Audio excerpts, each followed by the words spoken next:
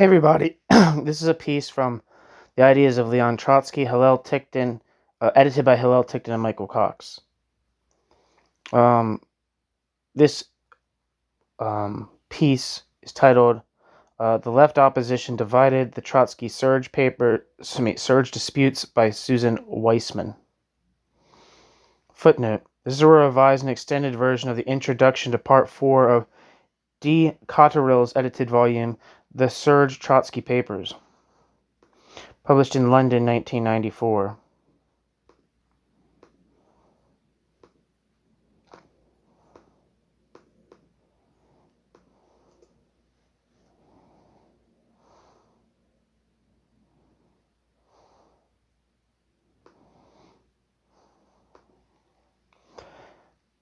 End footnote. The international left opposition in Europe was composed of expelled communist and youth recruits. For the most part, they were dedicated but inexperienced militants who were committed to the program of Trotsky's left opposition. In exile in Europe, Lev Davidovich Trotsky alone represented the experience of the first decade of the Russian Revolution. Along with his son, Lev Sedov, Trotsky led the struggle against Stalin from Western Europe in the first half of the 1930s. The pressure of organizing resistance, educating European comrades, writing and building the international left opposition was enormous. How fortunate for Trotsky and the European left opposition that another comrade from the Soviet Union, Victor Serge, was to join them in the West in April 1936. Though Trotsky and Serge were now free to correspond, political circumstances prevented them from meeting, and a combination of political differences, miscommunication, and NKVD subterfuge destroyed their relationship. Surely one of the greatest tragedies of the year 1936-40, from the time Serge was expelled to the West until the time Trotsky died, was that their relationship was so filled with acrimony. The role of the NKVD was large, though real political differences emerged, clouded over by slander, misunderstandings, and sectarian debates. Stalin had erred in expelling Trotsky. Outside the USSR, Trotsky mounted a sustained fight against Stalin, exposing Stalin's crimes in front of the world. Now Stalin had let another oppositionist slip through to join Trotsky, another member of the revolutionary generation of Bolsheviks, whose voice was equally eloquent. These two anti-Stalinist Bolsheviks had survived these two anti-Stalinist Bolsheviks had survived it all was serendipitous. That they now had the chance to work together in the West was astonishing. Serge had stood with Trotsky's left opposition since 1923 in the open, in clandestiny, and through prison and deportation. As Trotsky noted in a letter to Serge in March 1937, quote, "Victor Serge, you remained in the ranks of the opposition without wavering, in the midst of an unprecedented repression, when less steadfast persons were capitulating one after the other. In prison and in exile you belonged to the brand of those whom the Thermidorian hangman could not break." End quote. Trotsky.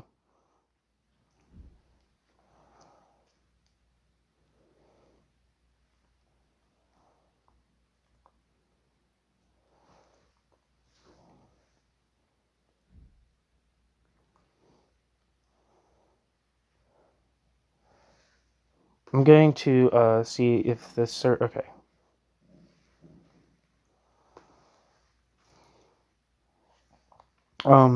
The Serge Trotsky papers were published by Pluto Press in 1994.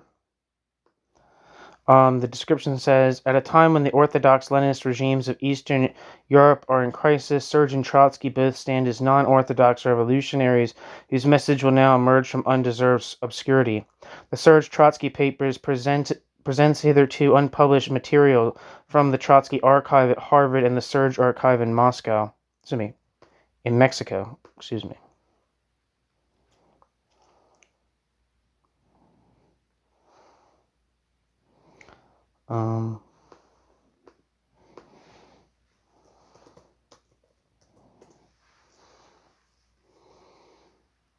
want to read the Victor Serge Wikipedia article. Wikipedia says, Victor Serge lived from 1890 to 1947. Victor Serge was a Russian writer, poet, Marxist revolutionary, and historian. Originally an anarchist, Victor Serge joined the Bolsheviks 5 months after arriving in Petrograd in January 1919, and later worked for the Comintern as a journalist, editor, and translator. Victor Serge was critical of the Stalinist regime and remained a revolutionary Marxist until his death. Victor Serge was a close supporter of the left opposition and associate of Leon Trotsky. According to William Giraldi, Serge's novels may be, quote, read like an alloy of, end quote, George Orwell and Franz Kafka. Quote, the uncommon political acuity of Orwell and the absurdist comedy of Kafka, a comedy with the damning squint of satire, except the satire is real, end quote.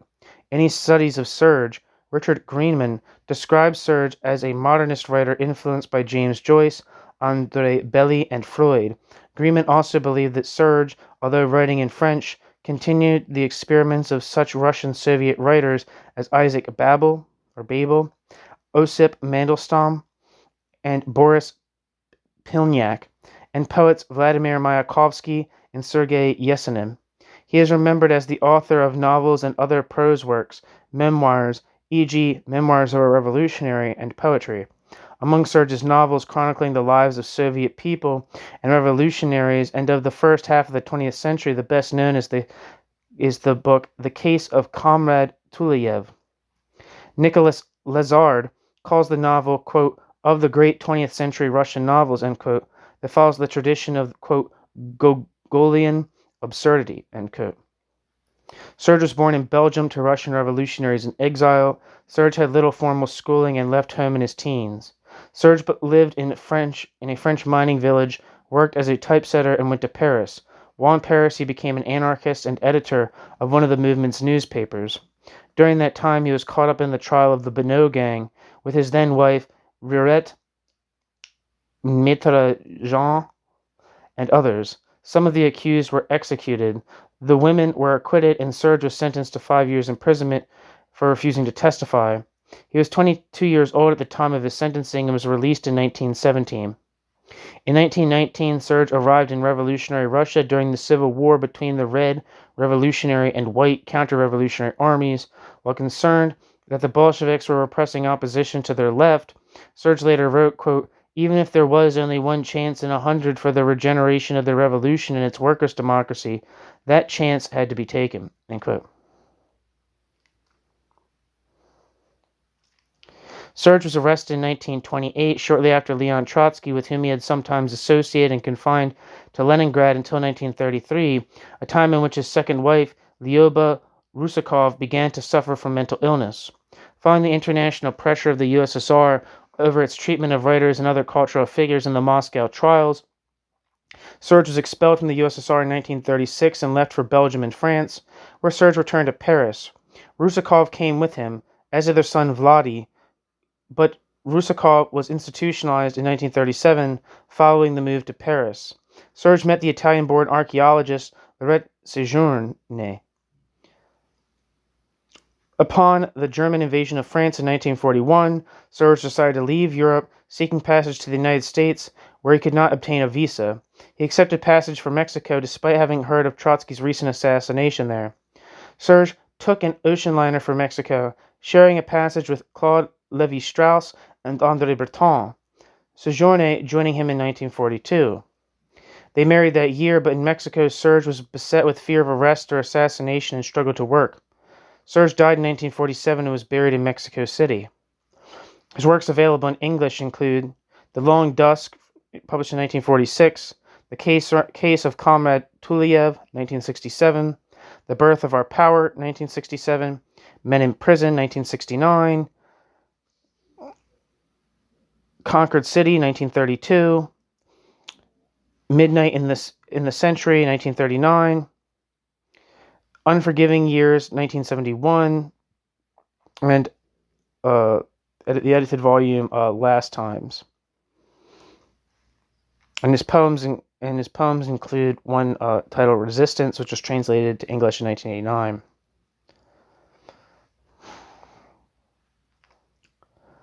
His nonfiction books include From Lenin to Stalin, published in 1937, Russia 20 Years After, 1937, which was translated by Max Shachtman, Memoirs of a Revolutionary, 1901 to 1941, translated by Peter Sedgwick and George Pazis. Year One of the Russian Revolution, translated by Peter Sedgwick. The Life and Death of Leon Trotsky, with Natalia Sedova Trotsky, translated by Arnold J. Pomeranz. What Everyone Should Know About the State Repression, translated in 1979. And 2008, translated Notebooks, 1936 to 1947, translated by Mitchell Abador and Richard Grieman. His other books include The Century of the Unexpected, Essays on Revolution and Counter-Revolution, published in 1994, edited by Al Richardson, which is in a special issue of Revolutionary History, Volume 5, Number 3. The Serge Trotsky Papers, published in 1994. Revolution in Danger, Writings from Russia, 1919 to 1921, published in 1997, translated by Ian Birchall. The Ideas of Victor Serge, A Life as a Work of Art, published in 1997, edited by Susan Weissman, the editor of this article. Witness to the German Revolution, translated in 2000 by Ian Birchall. And Collected Writings on Literature and Revolution, published in 2004, translated and edited by Al Richardson. All right. So, back to the text. How then did their relationship unravel? Serge had last seen Trotsky in 1927, and although Trotsky and Serge corresponded while they were both in exile in Europe, Serge and Trotsky's paths never crossed again. Despite the terribly difficult relationship between these two left oppositionists, Serge lived most of his adult political life, quote, in the tail of Trotsky's comet, end quote. Footnote. The phrase is Vladis, Serge's son. Serge was perhaps the best-known, quote, Trotskyist in the West, although Serge was treated shabbily by Trotsky and the Trotskyists. When Victor Serge first arrived in Mexico in September 1941, a small miracle in itself, Serge gravitated to Avenida Vienna, where the old men had lived and been killed.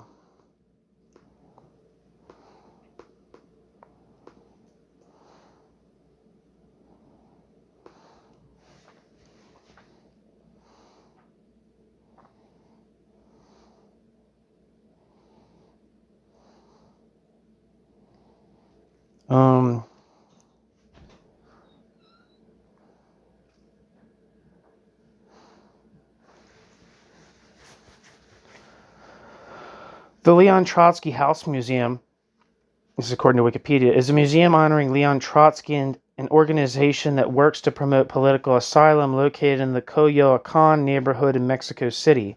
Its official name is Instituto del Derecho de Asilo, Museo Casa de Leon Trotsky.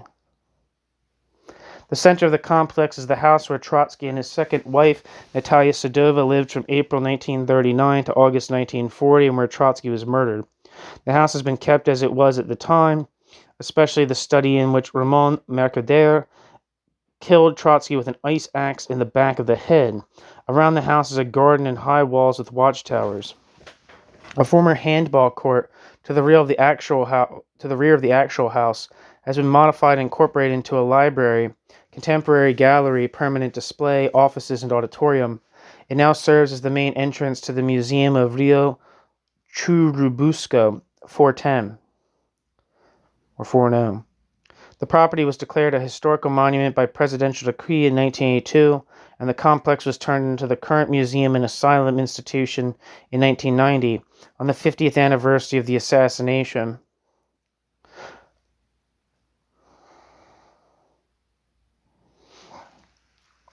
And it continues. Trotsky was forced into exile outside the Soviet Union in February 1929 because of his criticism of Joseph Stalin's government. For the next 8 years, Trotsky and his wife, Natalia Sedova, wandered among several countries under surveillance and later under a death sentence due to Trotsky's persistent political activity against Stalin from exile. Trotsky was pursued by Stalinist agents and other enemies like white emigres from the Russian Civil War, at his exile in Turkey from February 1929 to July 1933, in France from July 1933 to June 1935, and in Norway from 1935 to December 1936. Diego Rivera and Frida Kahlo were successful in persuading the Lázaro Cárdenas government to give the Trotskys political asylum in Mexico, and Trotsky and Sedova arrived in Mexico in January 1937. From January 1937 to April 1939, the couple lived at Frida Kahlo's family home called La Casa Azul, the Blue House, which is located in the Coyoacán borough of Mexico City. However, by 1939, Diego Rivera and Leon Trotsky had a falling out. Some stories state that it was over ideology and Diego's criticism of Trotsky's writings, and others state that Trotsky had had an affair with Frida, or a combination of both. The Trotskys then moved to the house on Vienna Street in the same district as April in 1939, not far from the Blue House. Trotsky's grandson, Esteban Volkov, also lived with Trotsky and Sedova at the Vienna Street house from August 1939 to August 1940.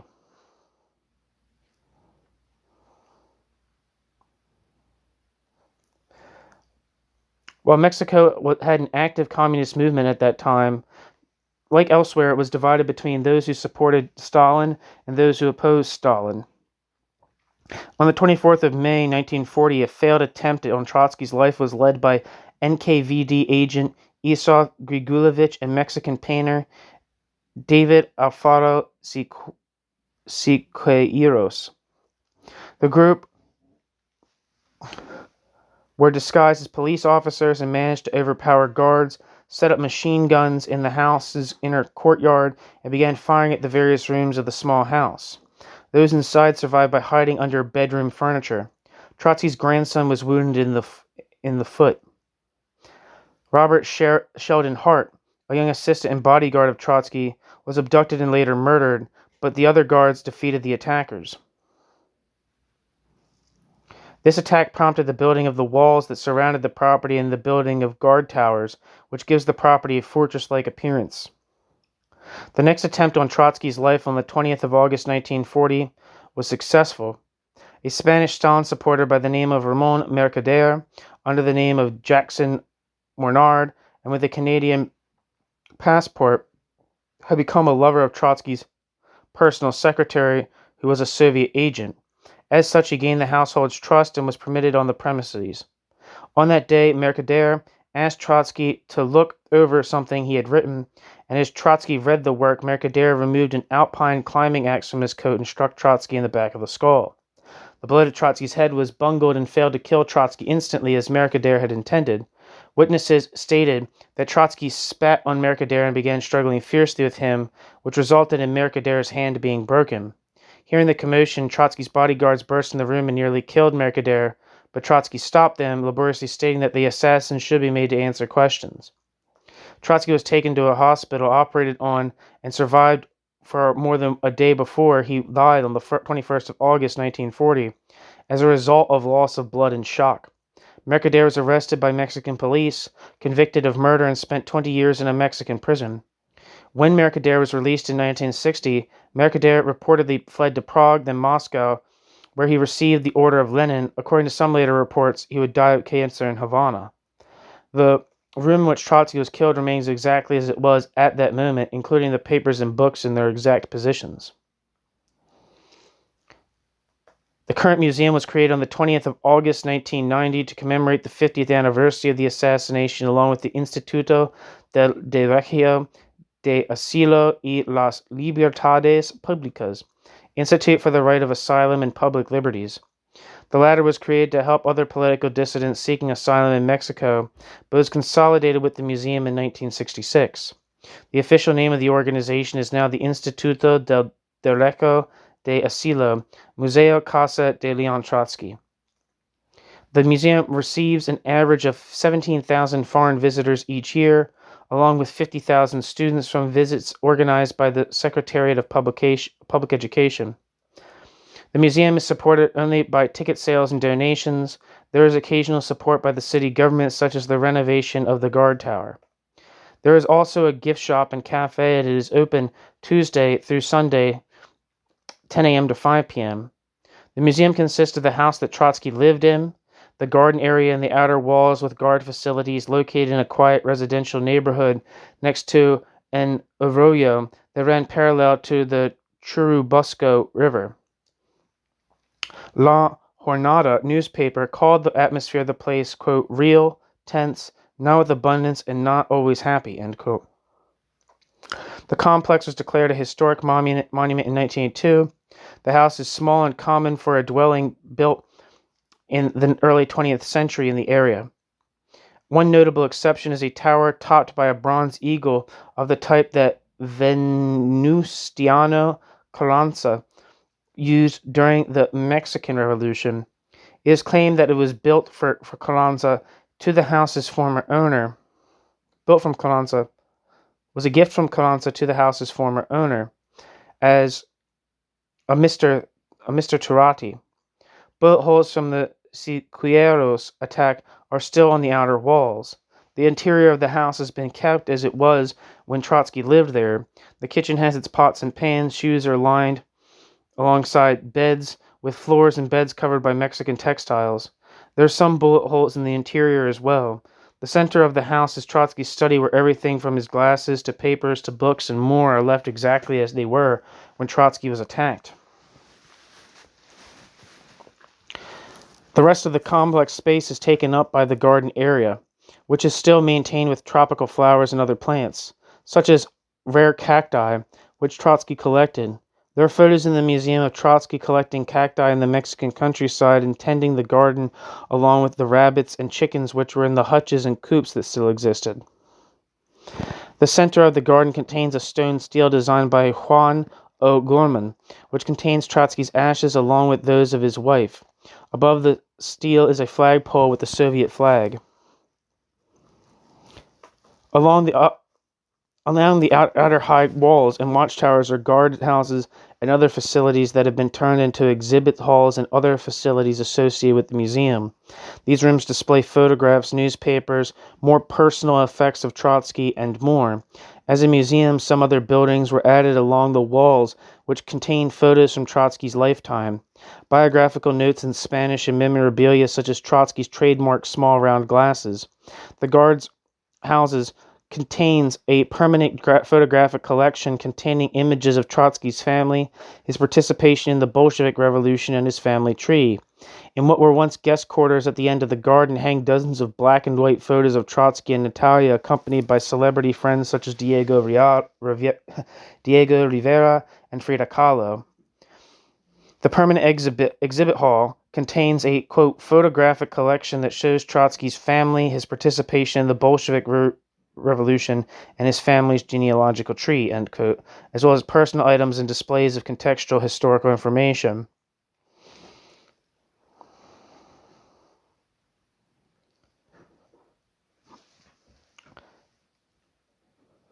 There is also an art gallery which has rotating short-term contemporary art exhibitions, installations, and performances by different artists, and sometimes documentary or archival shows. These art shows include works by graffiti artists and tattoo artists.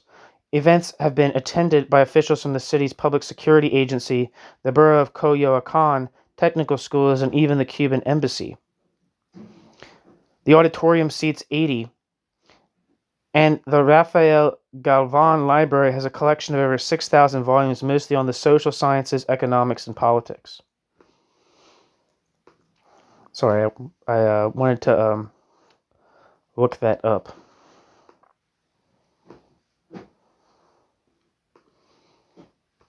Walking along the Rio Churubusco towards Trotsky's compound on Avenida Vienna, Vladi recalled, quote, my father saw the wall around Trotsky's house where the old man was killed. He began to weep and then broke into sobs, end quote. Footnote, private conversation with Vladi in Coyoacán, 20th of August, 1990. Vladi and I took the same walk that he and his father took in 1941. It was the 50th anniversary of the death of Trotsky. End footnote.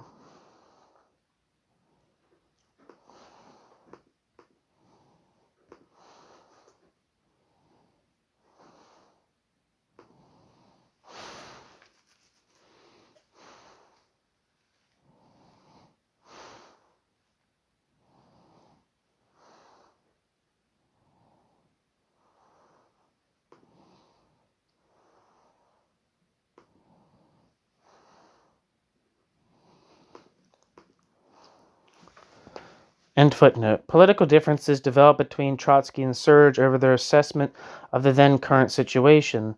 Their correspondence and articles pursue these differences in a wide-ranging debate that had an engaging and educational character.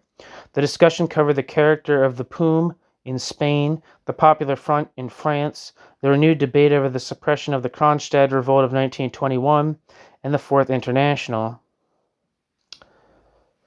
Unfortunately, the level of discourse had deteriorated by the time Trotsky wrote the article, The Moralists and Sycophants Against Marxism, in June 1939. Trotsky's response to the debate provoked by his earlier Their Morals and Ours of February 1938. It is in Trotsky's response that we see how successful the NKVD was in dividing the surviving oppositionists. The publication of Trotsky's splendidly scurrilous essay marks a sad moment for the anti-Stalinist left. The left opposition in exile was in constant real danger of physical liquidation, and they worked in a milieu of suspicion, demoralization, and despair. The role of the NKVD cannot be overlooked in this regard, although it would be equally incorrect to overstate the NKVD's influence, since real political differences emerged in an atmosphere that was not always conducive to free expression of critical thought, especially unorthodox thought. This is particularly discouraging to Serge, who was wrestling with the contradiction he had begun to consider inherent in, quote, guided organizations, end quote. Serge often quoted Rosa Luxemburg's dictum that, quote, liberty is the liberty of the man who thinks otherwise, end quote, a principle more easily expressed than practiced on the far left, with the, quote, best disposed men professing in principle respect for free thought, who in reality do not know how to tolerate thought which is different from their own, end quote. Serge. From Paris to Mexico, Serge continually associated with refugee revolutionaries who embodied intolerance, with all the concomitant consequences of inquisitions and expulsions. More than simply discouraged, Serge sought to understand the problem which surely undermined their effectiveness. Serge also noted that back in the USSR, the bureaucracy knew how to mobilize these feelings against the opposition, and yet the opposition itself exhibited the same qualities. The problem, according to Serge, lay in the inability to reconcile intransigence, a necessary quality, with respect for others. In Russia, Serge wrote, politics failed because socialists treated Marxism as a, quote, faith, then a regime, a double intolerance in consequence, end quote. Serge. Serge thought the dilemma could be solved by, quote, fighting intransigence, end quote, and, quote, by an absolute rule of respect for others, for the enemy even, end quote. Serge. These are noble sentiments, but they challenged even Serge in practice. In the final years of his life, he remarked to Hryhorij Kostyuk that he remained, quote, intransigently socialist, end quote. Earlier, Serge had observed, quote, respect for the enemy, the totalitarians make it difficult if not impossible, end quote. Serge.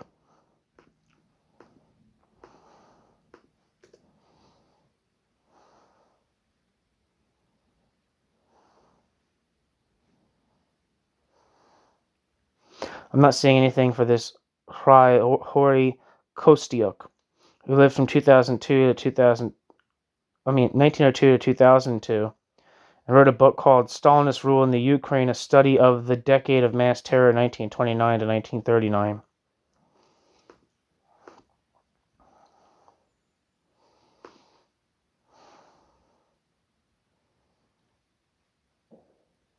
Though Serge himself fell victim to the dirty, divisive work done by NKVD agents, Serge was conscious that political differences and organizational practices were also responsible for straining Serge's relations with Trotsky from 1937 onwards.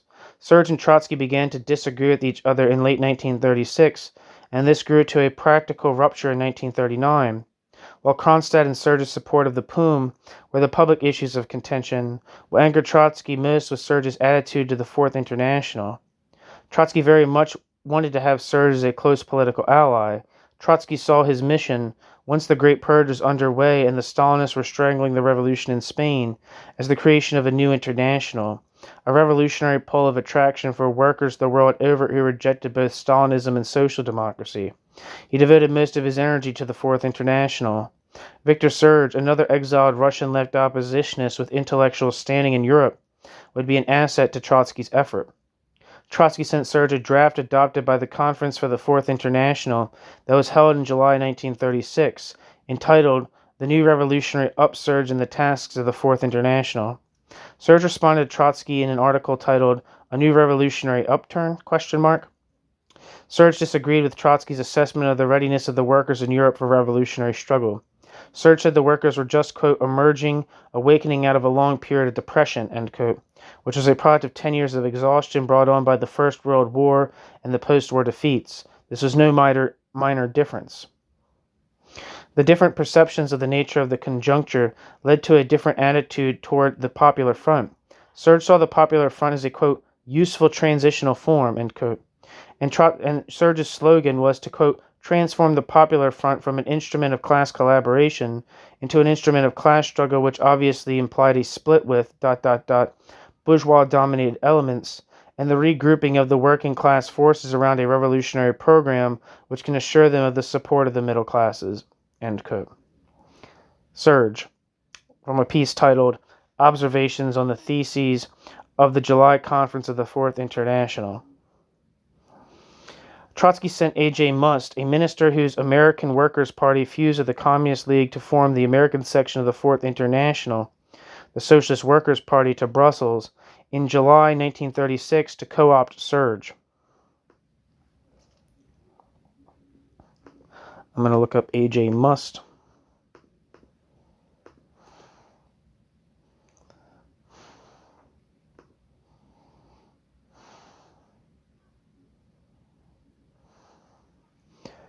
A.J. Must lived from 1885 to 1967. A.J. Must was a Dutch-born American clergyman and political activist. A.J. Must is best remembered for his work in the labor movement, pacifist movement, anti-war movement, and civil rights movement. A.J. Must was born on the 8th of January 1885 in the small port city of Zierikzee, Zeeland, in the southwestern Netherlands. Must's father, Martin Must, was a coachman who drove for a family that was part of Zeeland's hereditary nobility. With Must's economic prospects limited in the Netherlands, Martin Must decided to follow four brothers of his wife, Adriana, and emigrate to America. They made the transatlantic trip as third-class passengers in January 1891. Must's mother became ill aboard ship and remained hospitalized for a month at Ellis Island after the family's arrival. Upon Must's mother's recovery, the family headed west for Grand Rapids, Michigan, where Adriana's four brothers worked in a variety of small business pursuits. The Musts attended services at the Grand Rapids Dutch Reformed Church, a Calvinist congregation in which religious services were conducted in Dutch. Its very existence was testimony to the number of Dutch immigrants in the area. Dancing was prohibited as sin by the church. Also, the singing of secular music and the viewing of dramatic performances were forbidden. Members of the denomination tended to be of the working class, like most other Dutch people in the area, who were regarded as a source of cheap labor in the years before World War I by the longer established English-speaking population. Must later recalled of his fellow Dutch Reformed Church members that they were, quote, all Republicans and would no more have voted for a Democrat than turned horse thief, end quote. Along with the rest of his family, he became naturalized as an American citizen in 1896. A.J. Must was only 11 years old at the time of his naturalization. Must attended Hope College in Holland, Michigan, just west of Grand Rapids, on the coast of Lake Michigan. A.J. Must graduated in 1905 with a bachelor's degree at age 20. At Hope College, A.J. Must was a class valedictorian, captain of the school's basketball team, and played second base for the baseball squad. After his graduation, A.J. Must taught Latin and Greek for the 1905 to 1906 academic year at Northwestern Classical Academy, now Northwestern College in Orange City, Iowa.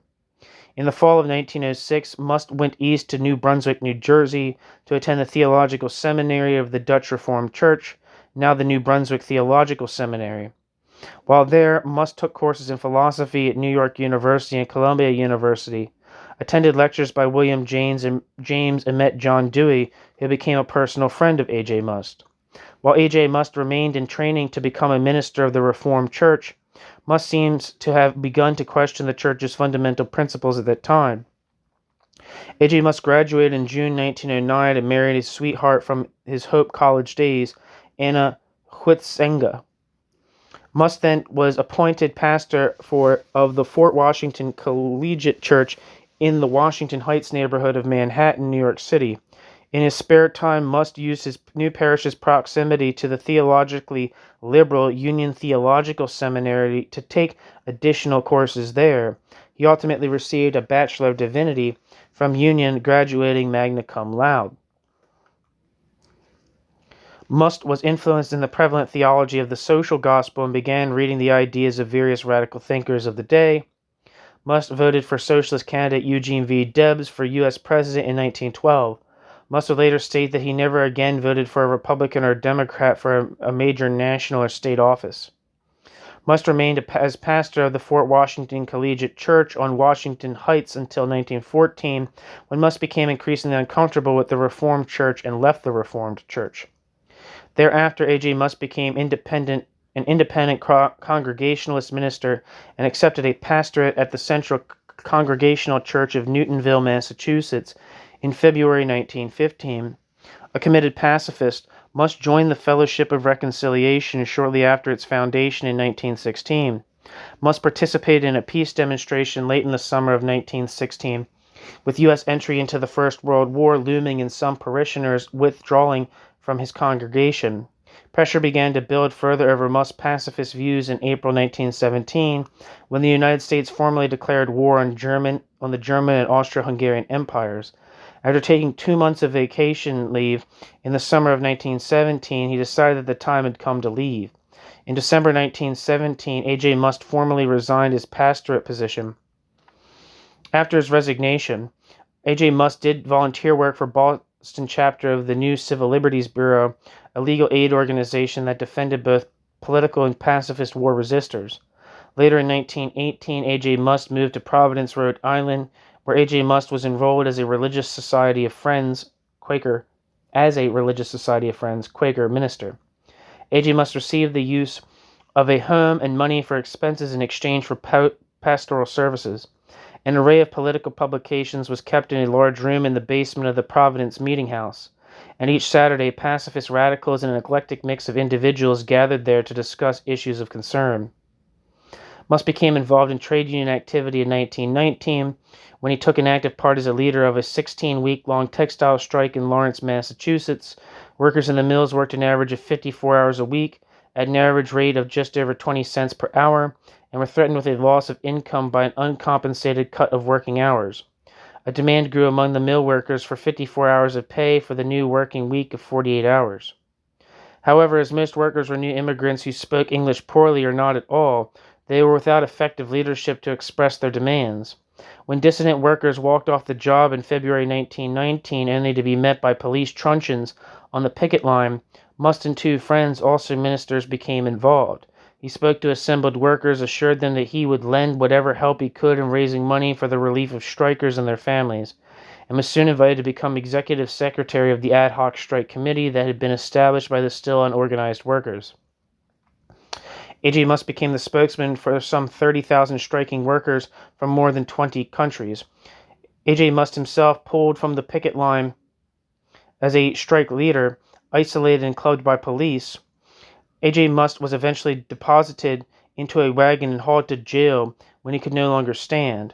After a week behind bars, the case against Must for allegedly disturbing the peace was dismissed. More than 100 strikers were jailed, but the strike continued. While the police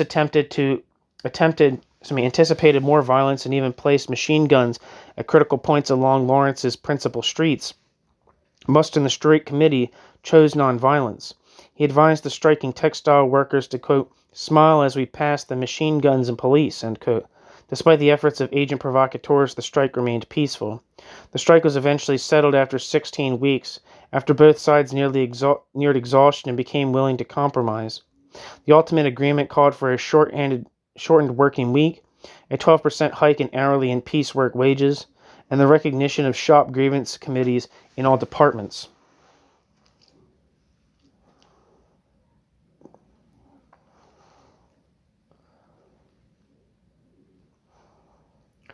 While the Lawrence textile strike was going on, Must traveled to New York City to attend a convention of trade union activists in the textile industry. The gathering resulted in the formation of the Amalgamated Textile Workers of America. Based upon his prominence as the head of the Lawrence textile strike and shutdown, A.J. Must was elected secretary of the new union. Must would serve as head of the fledgling union for 2 years until he stepped down from his post in 1921. Upon leaving the Amalgamated Textile Workers of America Union, Must became the first chairman of the faculty of Brookward Labor College in Katona, New York, where A.J. Must remained from 1921 to 1933. A.J. Must cemented his reputation as a recognized leader of the American labor movement. In 1929, Must attempted to organize radical unions opposed to the passive policies of American Federation of Labor President William Greene under the banner of the New Conference for Progressive Labor Action. Must also was a member of the League for Independent Political Action, a group of liberals and socialists that was headed by philosopher John Dewey, and sought the establishment of a new labor-based third party. John Dewey resigned his position on the League for Independent Political Action Executive Committee in December 1930 in protest over Dewey's appeal to U.S. Senator George W. Norris of Nebraska to quit the Republican Party to head the third party movement. Must declared that any such movement must start from the bottom up by the action of organized workers if it was to survive, and that it was, quote, of the utmost importance to avoid every appearance of seeking messiahs who are to bring down a third party out of the political heavens. In 1933, Must's Conference for Progressive Labor Action took the step of establishing itself as the core of a new political organization, the American Workers' Party, which was informally referred to as, quote, Mustite by its contemporaries. The American Workers' Party then merged with the Trotskyist Communist League of America in 1934 to establish the Workers' Party of the United States. Must meanwhile remained a labor activist and led the victorious Toledo auto light strike in 1934. In 1936, Must resigned from the Workers' Party and left socialist politics to return to his roots as a Christian pacifist. A.J. Must became a director of the Presbyterian Labor Temple in New York City from 1937 to 1940, where he paid special attention to combating Marxism and to proclaiming Christianity as a revolutionary doctrine. A.J. Must also lectured at Union Theological Seminary and Yale Divinity School.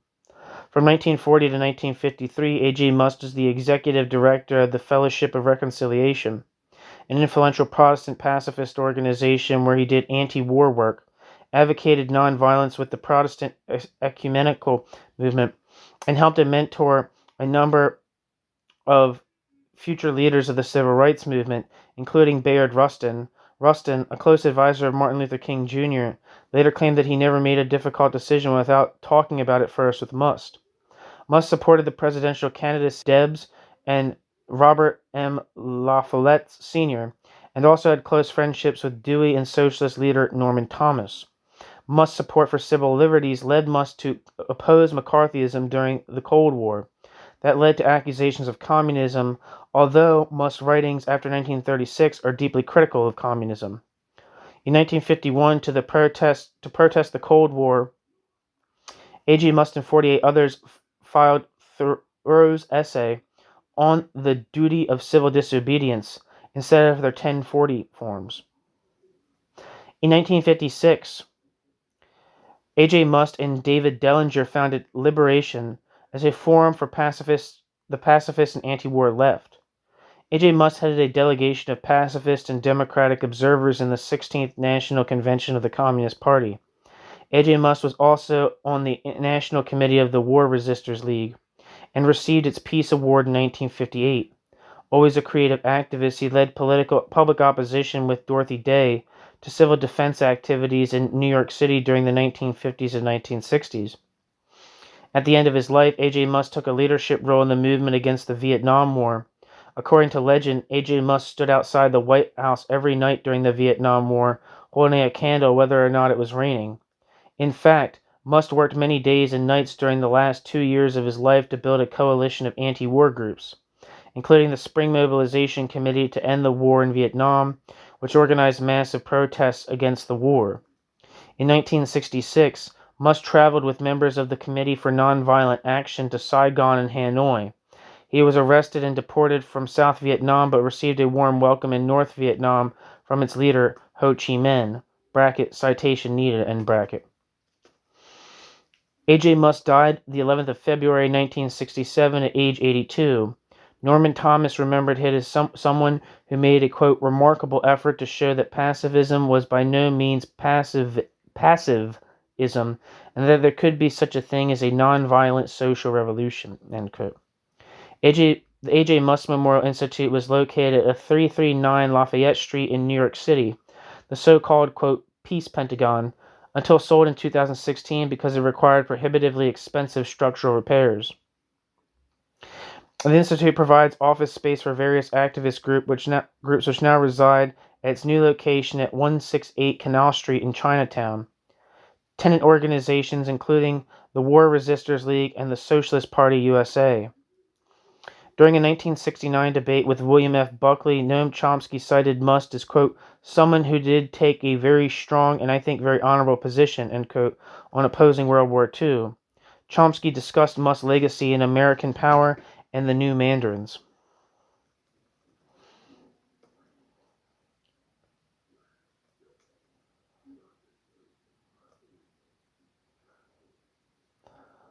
And it says his works. The following selection of Must's writings may be found in the Essays of A.J. Must, edited by Nat Hentoff, The Bobbs Merrill Company, 1967. The Problem of Discontent, from 1903. Pacifism and Class War, 1928. Trade Unions and the Revolution, 1935. Return to Pacifism, 1936. Sit-Downs and Lie-Downs, 1937. The True International, 1939. The World Task of Pacifism, 1941. Where Are We Going, 1941. War is the Enemy, 1942. What the Bible Teaches About Freedom, 1943. Germany, Summer, 1947. Theology of Despair, 1948. Pacifism and Perfectionism, 1948. Communism and Civil Liberties, 1948. Korea, Spark to Set a World Afire, published 1950. Of Holy Disobedience, 1950.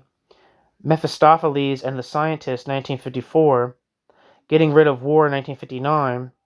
Sketches for an Autobiography, Historical Essays, 1891 to 1960, published in 1957 to 1960. Africa Against the Bomb, 1960. Saints for This Age, published in 1962.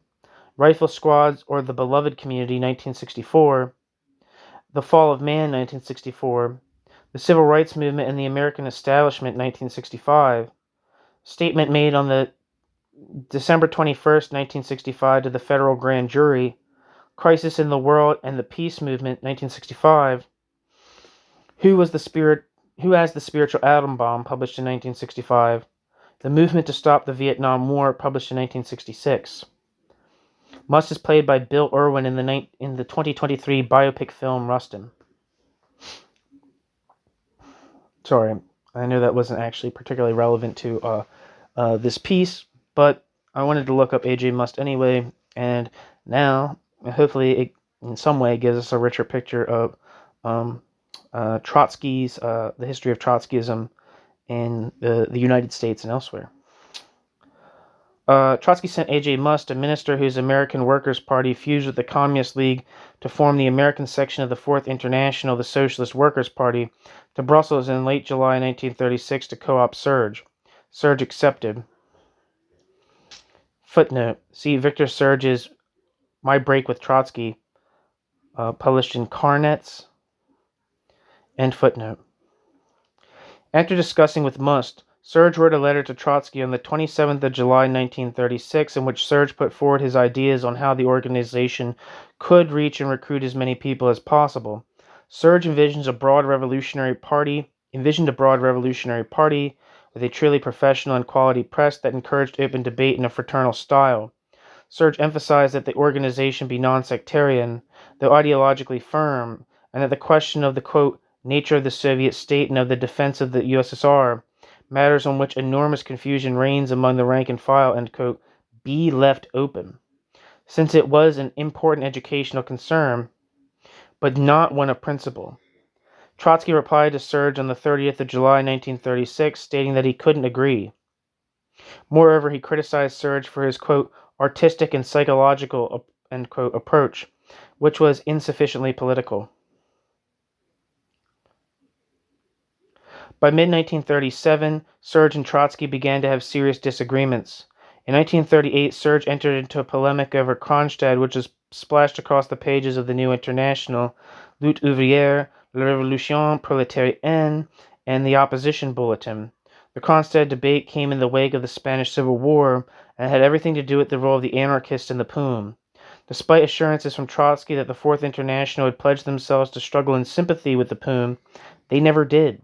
And in fact, quote, the Trotskyists were directing all their fire at the POUM, end quote, which Trotsky's son, Lev Sedov, dismissed as, quote, destined to stab the revolution in the heart, end quote. Serge nonetheless took part in the Fourth International, including its founding conference, and worked with its members in what he felt was a stifling internal atmosphere where it was difficult to, quote, detect the hope of the left opposition in Russia for a renewal of the ideology, morals, and institutions of socialism, end quote. In the Fourth International, Serge found a crude caricature of Trotsky's intransigence, here translated into simple inflexibility. Their shallow, dogmatic, and sectarian thinking was all very discouraging to Serge. Quote, in the countries I knew at first hand, the tiny parties of the, quote, Fourth International, ravaged by frequent splits, and, in Paris, by deplorable feuding, amounted only to a feeble and sectarian movement out of which, I judged, no fresh thinking could emerge. The life of these groups is maintained by nothing but the prestige of the old man and his great, unceasing efforts, and both his prestige and the quality of his efforts deteriorated in the process, end quote. Serge, Memoirs of a Revolutionary.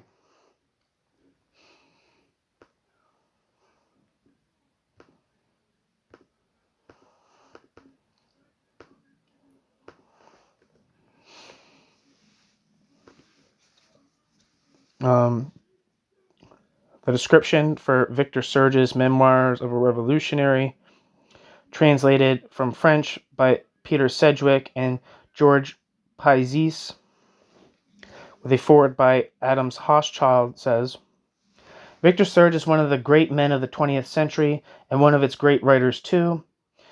Serge was an anarchist, an agitator, a revolutionary, an exile, a historian of his times, as well as a brilliant novelist, and in Memoirs of a Revolutionary he devotes all his passion and genius to describing this extraordinary and exemplary career. Serge tells of his upbringing among exiles and conspirators, of his involvement with the notorious Bonneau gang and his years in prison, of his role in the Russian Revolution, and of the revolution's collapse into despotism and terror. Expelled from the Soviet Union, Serge went to Paris, where he evaded the KGB and the Nazis before fleeing to Mexico. Memoirs of a Revolutionary recounts a thrilling life on the front lines of history and includes vivid portraits not only of Trotsky, Lenin, and Stalin, but of countless other figures who struggled to remake the world. Peter Sedgwick's fine translation of Memoirs of a Revolutionary was abridged when first published in 1963. This is the first edition in English to present the entirety of Serge's book. It includes notes and a glossary by Richard Greenman. Greenman, not Greenman, Greenman.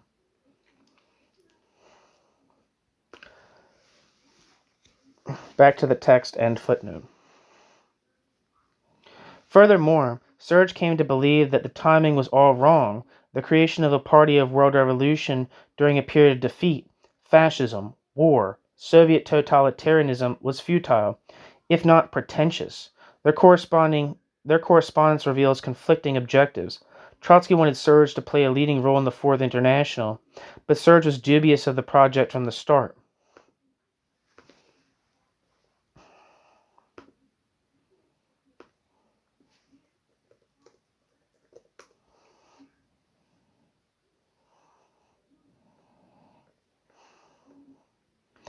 I did want to read the Wikipedia real quick for Lev Sedov. Lev Sedov lived from 1906 to 1938. Was the first son of Soviet Communist leader Leon Trotsky and his second wife Natalia Sedova. Lev Sedov was born when his father was in prison, facing life imprisonment for participating in the revolution of 1905. Lev Sedov lived separately from his parents after the October Revolution to avoid being seen as privileged. Lev Sedov married in 1925 at the age of 19 and had a son, Lev, the following year. Sedov supported his father in the struggle against Joseph Stalin and became a leader of the Trotskyist movement in his own right. Bracket citation needed. Lev Sedov accompanied his parents into exile in 1929, and then in 1931, Lev Sedov moved to Berlin to study. Alexandra Ram Pfemfert and her husband, Franz Pfemfert, arranged his visa and ensured that he saw an eye specialist to treat an eye disease that he was suffering from. I have a piece from Pfemfert that's a critique of Lenin, actually. It's a very interesting kind of thing I'd like to know more about is the relationship between like the Council Communist and Trotskyism, because this relationship, there's this relationship, the Pfemferts and the Trotskys, but also Otto Rula went and visited Trotsky in Mexico, and I think edited a book of Marx's works with Trotsky, or maybe he wrote a book on Marx that how Trotsky was affiliated with. I can't remember exactly that, but very interesting stuff. Karl Sternheim, a friend of the Pfemferts, met him during this period and described Sedov as an extremely nice-looking young man with light brown hair and blue eyes, but who chain smokes and vividly explains that he goes through 50 of them every day, end quote. During this period, Sedov spoke little German but was fluent in French. During this time, Lev Sedov was also assisted with printing and distributing the Russian-language Bulletin of the Opposition before becoming an editor and writer for it. In 1932, Lev Sedov helped Trotsky create a political bloc with the anti-Stalin opposition inside the USSR and was in contact with some of its members like Ivan Smirnov. Through the old Bolshevik Edward Holtzman, whom he called in his letters, quote, the informant, end quote. Sedov showed he was far more interested in using a direct aggressive policy than Trotsky, stating, quote, before everything else, we have to drive out the present leadership and get rid of Stalin. Nothing but their liquidation can bring victory, end quote. The bloc was dissolved in early 1933, according to Pierre Bruet. Just before Adolf Hitler came to power in 1933, Sedov moved to Paris, where Sedov worked as a Parisian laborer and became an important activist in the Trotskyist movement. Sedov was frequently followed by agents of the Soviet NKVD. Between 1935 and 1938, while in Paris, Sedov and his partner, Jean Martin, took in and cared for his young nephew, Vsevolod Volkov, called, quote, Sieva by the family, and who later in Mexico took the name Esteban Volkov, the son of Sedov's late half-sister, Zina. After an acute attack of appendicitis in February 1938, Mark Zborovsky, an NKVD agent who had posed as Sedov's comrade and friend, arranged to take Sedov to a private clinic instead of a Paris hospital. At the same time, Zborovsky notified the NKVD that Sedov had been transported under an assumed name to the clinic Mirabeau, which was operated by a white Russian with connections to Soviet intelligence, who performed an appendectomy. Complications set in after the operation, but Sedov apparently received no further treatment. He was later taken to a Paris hospital where he died.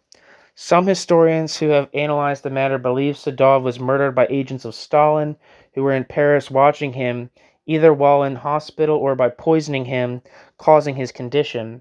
In 1994, Pavel Sudoplatov, a lieutenant general in the NKVD who at that time was in charge of planning assassinations abroad, including the one of Sedov's father, Trotsky, claimed in his memoirs, Special Task, that Soviet agents played no part in his death. In 1956, Zborovsky had testified before a United States Senate committee that he had contacted the NKVD to report that Sedov had entered the clinic and then to confirm his death. Sedov's grave is in Cimetière de Thiais, south of Paris. Lev Sedol's major political work is The Red Book on the Moscow Trials, published in 1936. At a time that a leftist consensus accepted the verdicts of the Moscow trials, the book analyzed them with the aim of discrediting them. It was the first thoroughgoing expose of the frame-ups upon which the trials were based. Trotsky himself described it as a, quote, priceless gift, the first crushing reply to the Kremlin falsifiers, end quote.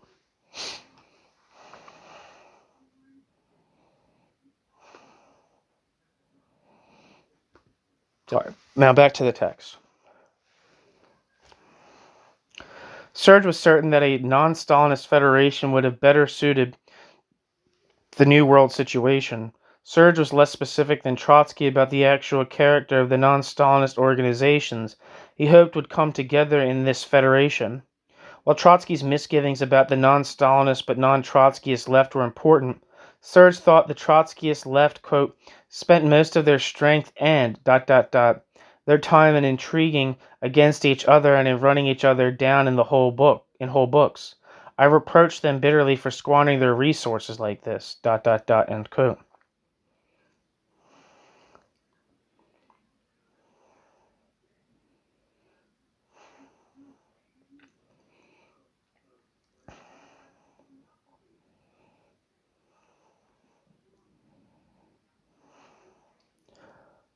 Serge cut himself off from the Fourth International in 1937, tried to avoid controversy, and, quote, made every effort to do the militants and LD all the good turns I could, end quote.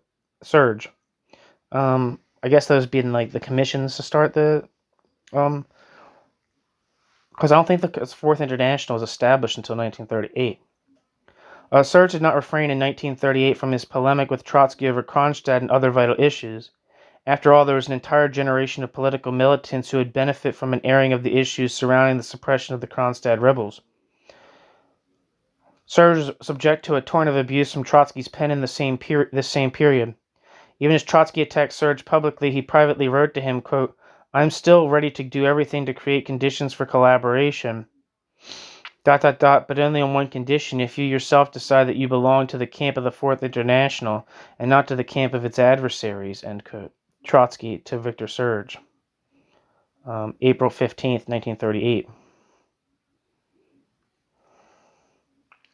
In a letter to Trotsky in Russian, datelined Paris, 18th of March, 1939, Serge defended his activities and once again laid bare his differences with the old man on the question of the International. Quote, I can assure you personally that I took no part in the groupings, quote, opposed to the Fourth, end quote. Of course, I feel closer to comrade heretics, because I believe they are right. It's time to follow a new road, not to stick with the well-trodden paths of the late Comintern. Nevertheless, not only did I not participate in any, quote, factional activities, end quote, but tried whenever I could to soften the inevitable split. You will hardly find another person in existing groups as alien to any kind of, quote, intrigue as myself, The same thing all over again. One cannot say honestly, calmly and with dignity, quote, yes, we have serious disagreements, end quote. One must always discredit or even slightly slander the other side. Our disagreements are very great indeed, I am convinced that one cannot build an international while there are no parties. One should not play with the words, quote, party and, quote, international. But there are no parties here, Only small groups manage to hold out somehow in this deadlock, but they have no dynamism, no influence, nor even a common language with the working class movement. One cannot build an international organization on intolerance and the Bolshevik-Leninist doctrine, for in the whole world there are no more than 200 people, except the surviving inmates of Stalin perhaps, who are in a position to understand what Bolshevism-Leninism is. For the time being, no one in the Fourth International groups thinks except through your head. What should be done? The solution, I believe, lies in alliance with the left-wing currents of the workers' movement. Its platform, the class struggle and internationalism, one must abandon the idea of Bolshevist-Leninist hegemony in the left-wing workers' movement and create an international alliance. which would reflect the real ideological tendencies of the most advanced sections of the working class. I am convinced that in such an alliance the Bolshevik-Leninists would have a greater influence than in their own high and mighty international." End quote. Serge to Leon Trotsky, March 1939. Serge's attitude to the POUM, the French Popular Front, and the Fourth International were based on Serge's concern that revolutionary Marxists should not be cut off from the political arena that held the attention of the working class. Though Serge was perhaps only overly enthusiastic about what could be achieved with the Popular Front and the POUM, Serge also understood that the Trotskyists would be seen as sectarian, resulting in their isolation, depriving an important struggle of their revolutionary influence. Furthermore, the behavior of the Fourth International in relation to the Spanish events was disturbing. Trotsky wrote to Sadov that they, quote, "consider themselves called from above, ... to lead the revolution in another country, and they see their one path in the creation of factions, a la the Comintern, and in a schismatic perspective. This path will obviously lead nowhere, if not to the discredit of the Fourth International." End quote. Serge. Serge to Lev Sadov, 21st of January 1937. There's another footnote I missed. But Serge's enthusiasm was less than Trotsky's in 1936, when Trotsky wrote to Serge in envy that Serge would be off to Paris, where the, quote, "birth pangs of the French Revolution," end quote, had begun with a massive strike. Trotsky to Victor Serge, 9th of June, 1936. Serge replied with a cautionary note, quote, "The wonderful strikes in France and here show clearly that the working class is recovering after its phase of depression and extreme fatigue, and is entering a new period of struggle. In such a situation one may hope for anything, so long as one does not expect an immediate all-round upsurge." End quote. Serge to Leon Trotsky, 16th of June 1936. These letters are now published in English in the Serge Trotsky papers. End footnote. Serge's disdain for the Fourth International's tactics in Spain and his insistence on solidarity with the POUM were seen by the Trotskyists as a capitulation to reformism, and Serge was indelibly labeled a centrist. The stamp, quote, "moralist," came from Serge's renewal of the debate on Kronstadt. This debate took place in late 1937 and throughout 1938 in journals in Europe and America. In, quote, "dredging up" this ignominious chapter in Bolshevik history, Serge had not changed his position of siding with the party, but wanted the party to understand how they came to be in the position of executing workers. The libertarians and anarchists in Europe were quick to point to the similarities between the Moscow trials and the suppression of the Kronstadt rebellion. While the anarchists and, quote, "Pumistas" were being betrayed by Stalinists in Spain, the Kronstadt debate served as a foil for the larger argument that Stalinism was the natural outcome of Leninism. Serge did not share this view, nor was it his purpose in intervening in the debate about Kronstadt.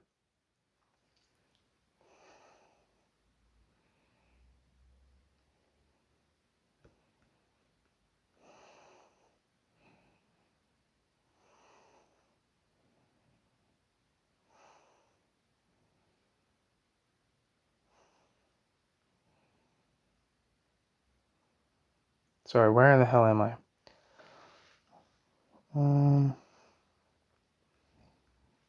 I got lost. Serge insisted that it was not only healthy to look back at what happened and how it could have been avoided, but that this was essential to draw the lessons. Trotsky agreed that it was, quote, "necessary to learn and think," end quote, but that advice is very easy to give after the event.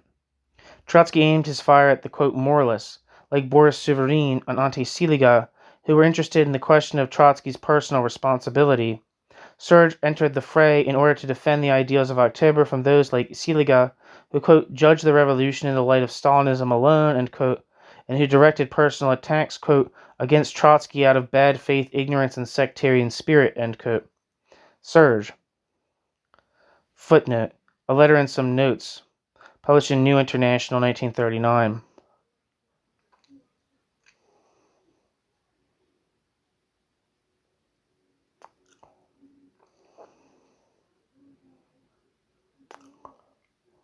Serge took on Seliga's ahistorical critique, stating, quote, A little direct contact with the people was enough to get an idea of the drama which in the revolution separated the Communist Party, and with it the dust of the other revolutionary groups, from the masses.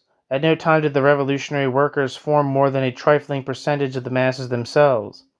In 1920 to 21, all that was energetic, militant, ever so little socialistic in the labor population and among the advanced elements of the countryside had already been drained by the Communist Party, which did not, for 4 years of civil war, stop its constant mobilization of the willing, down to the most vacillating, eloquence of chronology. It is the non-party workers of this epoch, joining the party to the number of 2 million in 1924, upon the death of Lenin, who assured the victory of its bureaucracy. I assure you, Seliga, that these people never thought of the Third International. Many of the insurgents of Kronstadt did think of the Third International, but they constituted an undeniable elite, and duped by their own passion, they opened in spite of themselves the doors to a frightful counter-revolution. The firmness of the Bolshevik party, on the other hand, sick as it was, delayed Thermidor by 5 to 10 years. Victor Serge, Reply to Seliga, published in New International, 1939. Clearly, Serge and Trotsky had much in common in these thoughts. Furthermore, it was Trotsky, not Serge, who dredged up the Kronstadt debate in the course of defending his record against the calumny of the Moscow trials, in light of the Spanish Civil War, and a need by those like Seliga to link the Stalinist weeds with the Leninist germs. Serge took the opportunity to raise some issues he thought worthy of reflection because they had an educational value for the left in the West.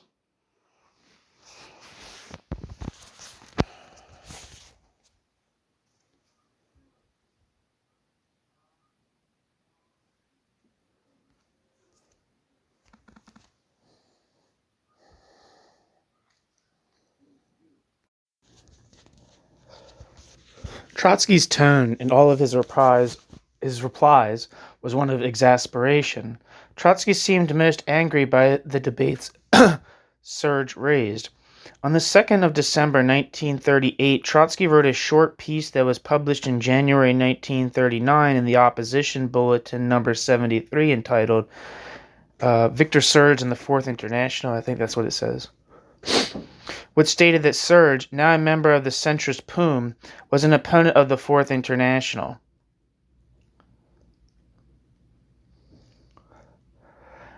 When Trotsky published in Partisan Review an article entitled Marxism in Our Time, Trotsky replied without any evidence of having read Serge's piece. Trotsky's disagreements with Serge here turn into simple ad hominem attack. Quote, the ranks of the disillusioned include not only Stalinists but also the temporary fellow travelers of Bolshevism. Victor Serge, to cite an instance, has recently announced that Bolshevism is passing through a crisis, which presaged in turn the, quote, crisis of Marxism. In his theoretical innocence, Serge imagines himself the first to have made this discovery. Yet, in every epoch of reaction, scores and hundreds of unstable revolutionists have risen to announce the, quote, crisis of Marxism, the final, the crucial, the mortal crisis, that the old Bolshevik party has spent itself, has degenerated and perished, and much is beyond that much is beyond controversy. This does not at all invalidate Marxism, which is the algebra of revolution. That Victor Serge himself is passing through a, quote, crisis, that is to say, has become hopelessly confused like thousands of other intellectuals, is clear enough. But Victor Serge in crisis is not the crisis of Marxism, end quote. Trotsky, in a piece titled Ex-Radicals and World Revolution, published on the 17th of February 1939. Serge wrote to Trotsky on the 18th of March 1939, quote, I decided not to react at all to the article in the bulletin. You are too inaccurate, too unjust, and unnecessarily offensive. I don't know who keeps you informed and how, but sadly, believe me, there exists a whole nest of intrigues here, which has played its part in the death of Lev Lvovich, and before that the death of Rice, as well as in the failure of the whole Fourth International movement in France, end quote. Victor Serge, letter to Leon Trotsky, 18th of March 1939.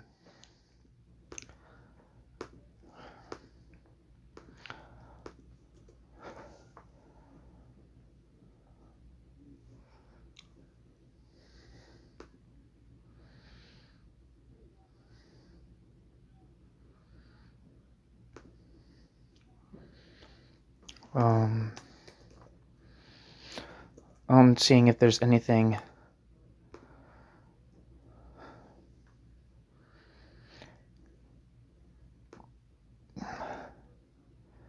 I don't know. I'm trying to look up for Lev Leovich. I'm not really finding anything.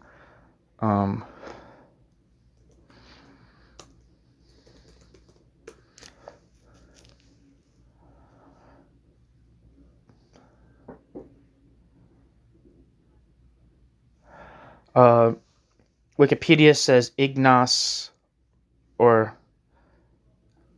Reiss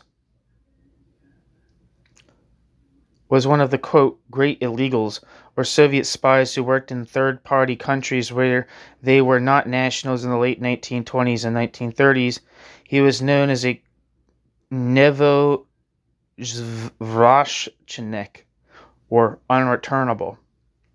An NKVD team assassinated him on the 4th of September 1937 near Lucerne, Switzerland, a few weeks after he declared his defection in a letter addressed to Joseph Stalin.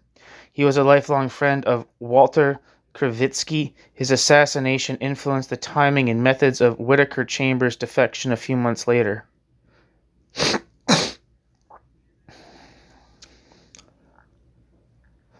I don't know if that's the Rice that's being referred to, but that's my best guess. I would read more of the Wikipedia, but since I'm not sure that that's who's being referred to, I'm not going to. In a postscript to this letter, Serge told Trotsky that his rupture with the French Bolshevik Leninists occurred because he had been told by a, quote, comrade that there were serious suspicions about Lola Ginsburg.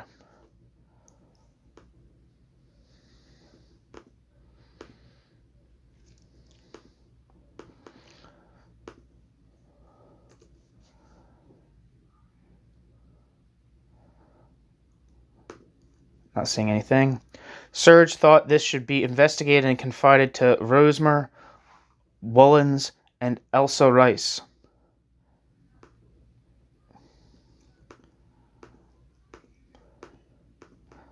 I want to look up Rosmer real quick.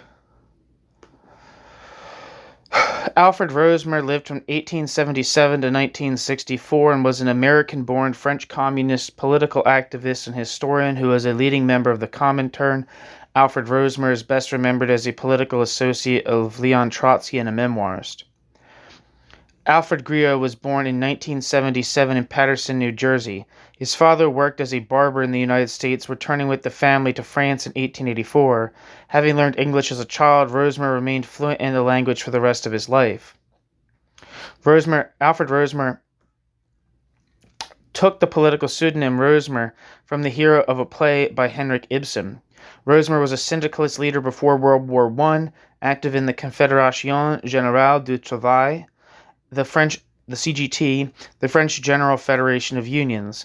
Together with Pierre Monat, he issued a journal called La Vie Ouvrière, Worker's Life, which was terminated as a result of French entry into World War I. The anti-war French syndicalists had been represented at the Simmerwald Conference in 1915 then organized as the Committee for the Resumption of International Relations, in which Rosmer participated. After the end of the war, a strike wave swept France, in which the syndicalists played an active role. La Vie Ouvrière was resurrected by Rosmer and Monat in March 1919. In May 1919, Rosmer and Fernand Loriot transformed the former Committee for the Resumption of International Relations into a new organization known as the Committee for Adhesion to the Third International. The group remained isolated and without significant influence, however, largely removed from active communication with Moscow. A friendship with Leon Trotsky dated from that period when the latter was briefly living in France. After the war, Alfred Rosmer became a leading figure in the Communist Party of France. Alfred Rosmer was sent to Moscow in 1920 as a representative of the French left wing, being assigned there to positions in the Communist International, Comintern, and the Red International of Labor Unions. In 1923 and 1924, Rosmer was one of the top leaders of the Communist Party of France, until Rosmer's expulsion in the fall of 1924, along with Boris Souvarine and Monat, for opposing the organized campaign against Trotsky. After his expulsion from the Communist Party of France, Alfred Rosmer helped found the journal La Révolution Prolétarienne, the Proletarian Revolution, and participated in political activities in a circle organized around this magazine. Alfred Rosmer became the only member of the group to establish the first Trotskyist movement in 1929, but he left it in 1931 because of differences over political tactics. Nevertheless, Alfred Rosmer remained a convinced revolutionary, and his friendship with Trotsky was later repaired. Alfred Rosmer visited the exiled Trotsky in Mexico in 1939. In Mexico, Rosmer was a member of the Dewey Commission, which cleared Trotsky of all charges made during the Moscow trial. I think Rosmer might have provided the house. Maybe I'm thinking of someone else, but I think the Rosmers, like the couple, even though they weren't part of the Third International, provided the space for the Third International. I mean, not the Third International, the Fourth International. The first meeting where it was its existence was declared in 1938. I think they made their country home available. I'm not sure. I might be thinking of someone else. Unable to return to France because of the outbreak of World War II, Alfred Rosmer, an American by birth, lived in the United States after his Mexican interlude. Alfred Rosmer finally obtained permission to return home in 1947. Rosmer published an autobiography detailing his activities in Soviet Russia, as well as a two-volume history of the anti-war movement in France during the years of World War I. Alfred Rosmer died in 1964. His English books include the books that are published in English. Oh, no, they have actually. Shit. The books that are in French that aren't translated into English include the Simmerwald Conference, published from 1915. A Look Back, Pierre Monat, Letter of Resignation to the Confederation Committee, December 1914. Alfred Rosmer letter to subscribes of the Vie Ouvrière, the circular launching Vie Ouvrière, April 1919. The labor movement during the war, in 2 volumes, published in 1936, and Moscow under Lenin, published in 1970. And that's and the books that are translated in English include Moscow under Lenin, which was published by Monthly Review Press in 1972. From Syndicalism to Trotskyism, Writings of Alfred and Marguerite Rosmer, published by Porcupine Press, who actually is the publisher of this book that I'm reading this article from. And then there's a book titled Trotsky and the Origins of Trotskyism, which features writings from Alfred Rosmer, Boris Souvarine, Émile Fabrot, and Antoine Clavez, published in 2001. Okay, so back to the text. Who was Woolens?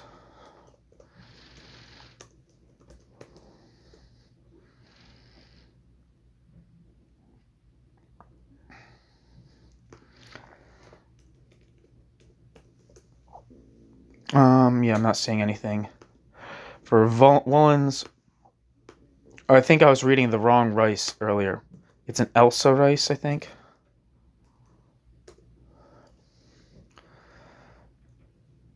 And I don't think I'm seeing anything. Oh, Elsa Rice was his wife. This guy. Elsa Rice told the group, who, quote, refused to... This is back to the text. Elsa told the group, who, quote, refused to look into the substance of the affair, or so I was informed through Comrade Etienne. Instead, it, quote, brought an action, end quote, against me, end quote. While it appears that Lilia Ginsburg, known personally as Lola, and politically as Paulson or Yakovlev, was not the NKVD agent, she protected and vouched for the reliability of Etienne/Zborovsky, the real agent.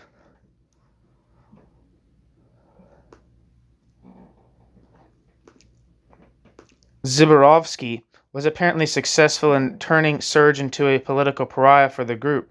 Trotsky fell right in and subjected Serge to a horrendous offensive of vitriolic prose.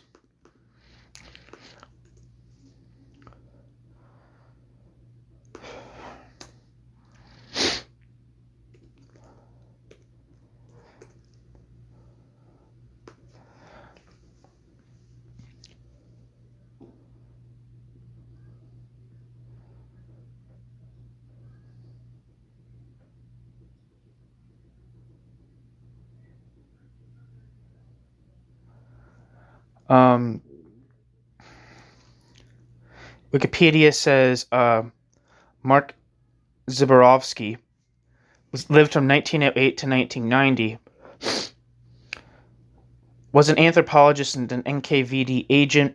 He was the NKVD's most valuable mole inside the Trotskyist organization in Paris during the 1930s and in New York during the 1940s.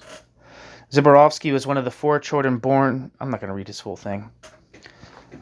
It's quite long, actually. But there is a picture, apparently, of Zborowski being...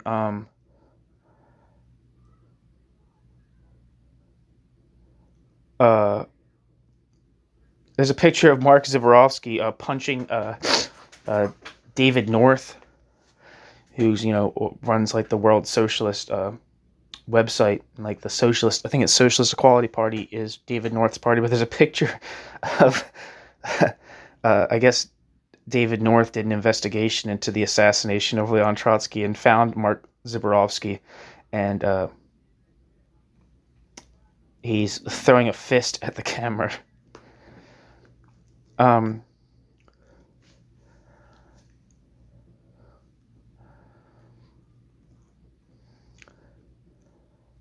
In a fragment found among Trotsky's papers in Mexico, written sometime in 1939, he reached perhaps the peak of his animosity. Quote, Victor-Serge claims that his enunciations, statements, and corrections, always evolving around his own personality, must without exception be printed by the workers' publications. Why? On what basis? What does Victor-Serge represent today in the workers' movement? And all serve his own doubts, of his own confusion and nothing more. What do people of the Victor-Serge type represent? Our conclusion is simple. These verbose, coquettish moralists capable of bringing only trouble and decay must be kept out of the revolutionary organization, even by cannon fire if necessary. End quote. Trotsky. That's from an article titled Petite Bourgeois Democrats and Moralizers. Writings of Leon Trotsky, 1934 to 1940. And footnote. Clearly with this fragment, Trotsky reached beyond viciousness to deadliness. It was as if all his frustration at being physically prevented from playing a leading role in the struggle in the USSR and Europe were vented in his literary tantrums against comrades like Serge, Trotsky's own son, Lev Lvovich Sadov. Oh, that's who I was being referred to earlier, Sadov. That's who Lev Lvovich was. I tried to look him up, and it was taking me to Lev Lvovich Tolstoy instead of Sadov. A frequent subject of Trotsky's own son, Lev Lvovich Sadov, a frequent subject of Trotsky's anger, recognized the deleterious effects of this kind of outburst. Quote, I think that all Dad's deficiencies have not diminished as he grew older, but under the influence of his isolation, very difficult, unprecedentedly difficult, have got worse.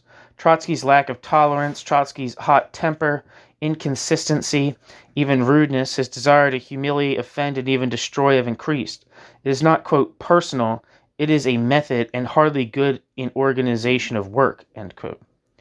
Sadov to his mother, Natalia Sadova, 16th of April, 1936, having vented his own frustration at his father's consistent meddling with the French Trotskyists, Sadov never sent this letter, and he remained publicly his father's most ardent supporter.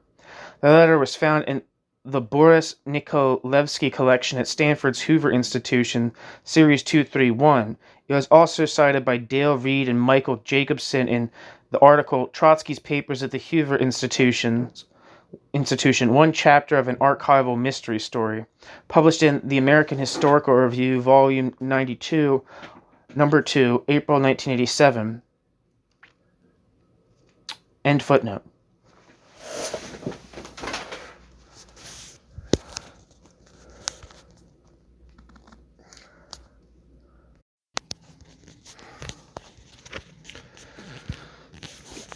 Serge's translation of Trotsky's polemic on means and ends, their morals and ours, on February 1938, brought more unwarranted controversy to their relationship. Unfortunately, the controversy was not over the content of the book, which Serge thought contained, quote, many fine pages at the end, end quote.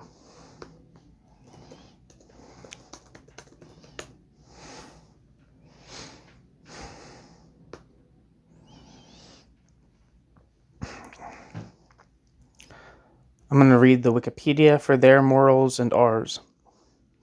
Their Morals and Ours is a short pamphlet of ethical essays written by the Russian revolutionary Leon Trotsky in 1938 against various lines of criticism presented against the perceived actions of the Bolsheviks in that, quote, end justifies the means, end quote.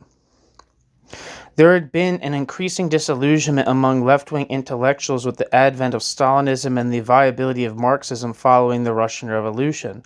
A number of Trotsky's associates, such as Max Eastman, Victor Serge, Boris Suvorin, Anti-Stalinism, had raised questions about Trotsky's responsibility over the suppression of the Kronstadt rebellion in 1921. This has prompted some figures to trace the origin of Stalinism to this initial prelude of repression. Trotsky defended his action that the Kronstadt rebels would have been a proxy for counter-revolutionary forces, and insisted that there was indeed a moral alongside political difference between his use of violence in the Civil War as an exercise of the government to defend itself and the late terror monopolized under Stalin. Contrastingly, Trotsky situated the origin of Stalinism in material factors such as the defeat of communism in the West, the poverty and isolation of the Soviet Union, conflicts between town and country, along with the, quote, logic of the single-party system. In the face of this mounting criticism, Trotsky would develop and articulate his response with the extended essay, Their Morals and Ours. The first section weighed the specific criticisms that categorize Marxism and Bolshevism in particular as, quote, amoral, due to their perceived adherence to the praxis that the, quote, end justifies the means. Trotsky argued that moral criteria are firmly rooted in their material context rather than, quote, eternal moral truths, end quote, based on religious revelation or a particular conception of human nature. Trotsky further rejected the abstract generalization of virtue norms in the manner of Immanuel Kant's, quote, categorical imperative, as he considered this precept to lack any concrete basis. Trotsky proceeded to argue that norms of virtue developed by the character of social relations, and viewed the notion that the end could justify any means to be an absurd caricature of Jesuit norms. Trotsky further rejected the equivocation between violence employed by oppressed groups and violence utilized by oppressor groups as stated, quote, history has different yardsticks for the cruelty of the Northerners and the cruelty of the Southerners in the Civil War. A slave owner who through cunning and violence shackles a slave in chains, and a slave who through cunning or violence breaks the chains, lets not the contemptible eunuchs tell us that they are equals before a court of morality, end quote. Trotsky believed that the means and ends frequently, quote, exchange places, as when democracy is sought by the working class as an instrument to actualize socialism. Trotsky also viewed revolution to be deducible from the laws of development and primarily the class struggle, but this did not mean all means are permissible. Fundamentally, Trotsky argued that ends, quote, rejects, end quote, means which are incompatible with itself. In other words, socialism cannot be furthered through fraud, deceit, or worship of leaders, but through honesty and integrity as essential elements of revolutionary morality in dealing with the working masses. In the middle section of the essay, Trotsky argued that several differences existed between Stalinist morality and Leninism along with his own actions. Trotsky argued that Stalin's objectives were not, quote, the liberation of mankind, end quote, but its enslavement in a new totalitarian form. Specifically, Trotsky argued that Lenin had employed terror and violence during the most challenging period of the revolution, the Russian Civil War, whereas Stalin had renewed these severe methods as a normal method of government. Inversely, Trotsky would defend some of his wartime decisions, such as enacting hostage-taking, but argued that none of the relatives of commanders who did betray the army and contribute to additional human casualties were themselves ever executed. He further maintained that had these draconian measures been adopted rather than, quote, superfluous generosity, end quote, to opponents at the start of the October Revolution, then Russia would have experienced far less casualties. In parallel, Trotsky noted that this measure had been similarly utilized by the members of the Paris Commune and the Spanish Republicans to counter initial attacks of disproportionate violence conducted by their enemies.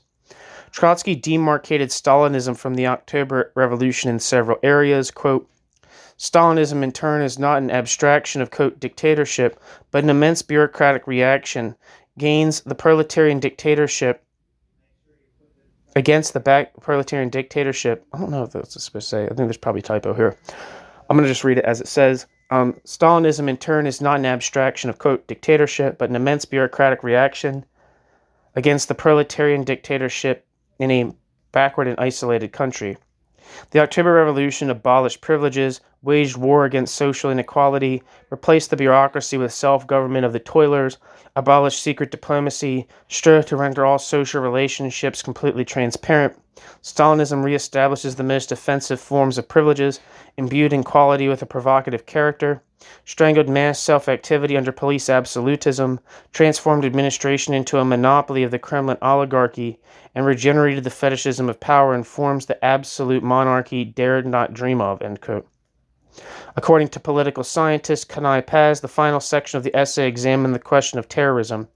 In these final paragraphs, Trotsky reiterated the established Marxian attitude in which terror directed at, quote, individual oppressors, end quote, is legitimate as an exercise of mass working class movement rather than individuals for the purpose of human liberation. Trotsky argued that this could not be subjected to judgments premised on moral absolutes which denounced any form of violence. The publication of the work provoked a number of written responses. American philosopher John Dewey was critical of his deductive approach and had written a short reply afterwards. Dewey accepted Trotsky's analysis of the relationship between Marxist ends and means along with the interdependence of these axioms, which were formulated for the liberation of mankind as an ultimate end. However, Dewey argued that Trotsky's line of thinking had exhibited a logical fallacy and he had been inconsistent in the application of his arguments. Dewey also believed that orthodox Marxism shared strong parallels with orthodox religion and idealism in the belief that human ends are interlaced with structures of existence. According to Deutscher, Trotsky believed that Dewey's arguments were a familiar restatement of disillusioned figures who eventually disavowed revolutionary politics and accepted the established status quo. Later Marxist theoretician George Novak would later issue a rebuttal to Dewey's criticism with his essay Liberal Morality in 1965, published in the International Socialist Review. The book had also ignited personal controversy with his long-standing political associate, Victor Serge. Trotsky had incorrectly assumed that Serge had authorized an ad hominem attack of him in a French translation of the work without verifying the facts with either Serge or the French publisher. This was in part due to his growing isolation from political events in exile. Serge would later write a manuscript in 1940 in which he characterized Trotsky as the, quote, last great representative of a great historical event, end quote, from the revolutionary era, but argued there was a, quote, germ of an entire totalitarian mentality, end quote, which manifested in the increasing intolerance of other left-wing groups such as anarchists and socialists among the Bolsheviks. Serge also expressed the view that Trotsky did not sufficiently distinguish the nature and varied motives of criticism directed at Bolshevik rule.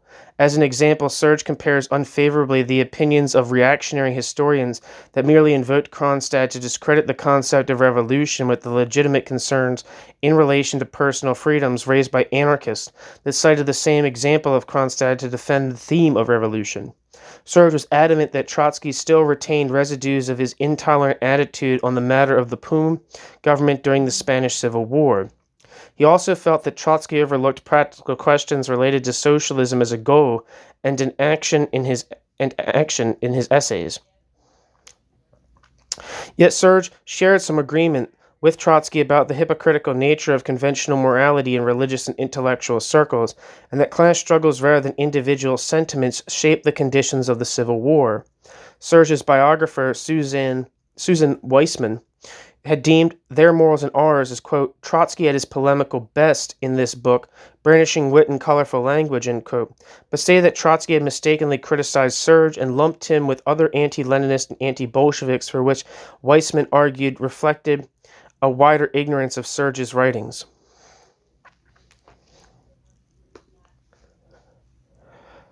Back to the text.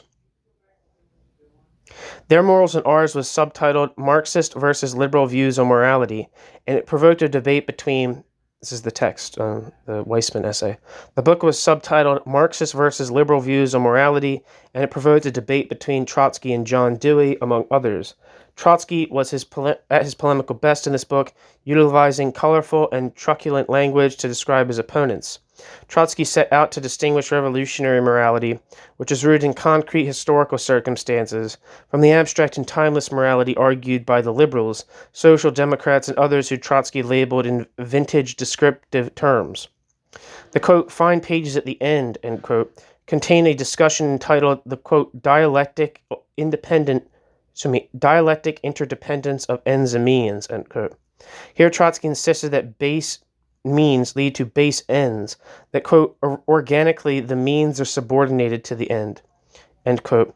Or in other words, the product could only be as pure as the process. The dispute with Trotsky was not over Serge's translation or any unspoken disagreement about the ideas Trotsky expressed, but over the promotional prospectus in the French edition, which crudely attacked Trotsky. Without checking with the publisher, Trotsky assumed Serge wrote this invective, quote, for Trotsky, there is no such thing as morality per se, no ideal or eternal morality. Morals are relative to each society, to each epoch, relative especially to the interests of social classes. ... True morality must defend the interests of humanity itself, represented by the proletariat. Trotsky thinks that his party, once in power, today in the opposition, always represented the real proletariat, and he himself the real morality. From this, he concludes that shooting hostages takes on different meanings depending on whether the order is given by Stalin or by Trotsky or the bourgeoisie. ... Trotsky, basing himself on Lenin, declares that the end justifies the means, on condition that the means are effective. For example, individual terrorism is generally ineffective. There is no cynicism in this attitude, declares the author, merely a statement of the facts. And it is to these facts that Trotsky says he owes his acute conscience, which constitutes his moral sense, end quote. So that's from, the back page of the French translation of their Morals and Ours. It is inconceivable that Serge would have penned or inspired these thoughts, so out of character with the body of his published work. Instead of verifying the facts with Serge or Les Éditions du Sagittaire, Trotsky lifted his pen and wrote a furious addendum to their Morals and Ours on the 9th of June, 1939. The essay called, quote, The Moralist and Sycophants Against Marxism, Peddlers of Indulgences and Their Socialist Allies, or the Cuckoo in a Strange Nest, end quote.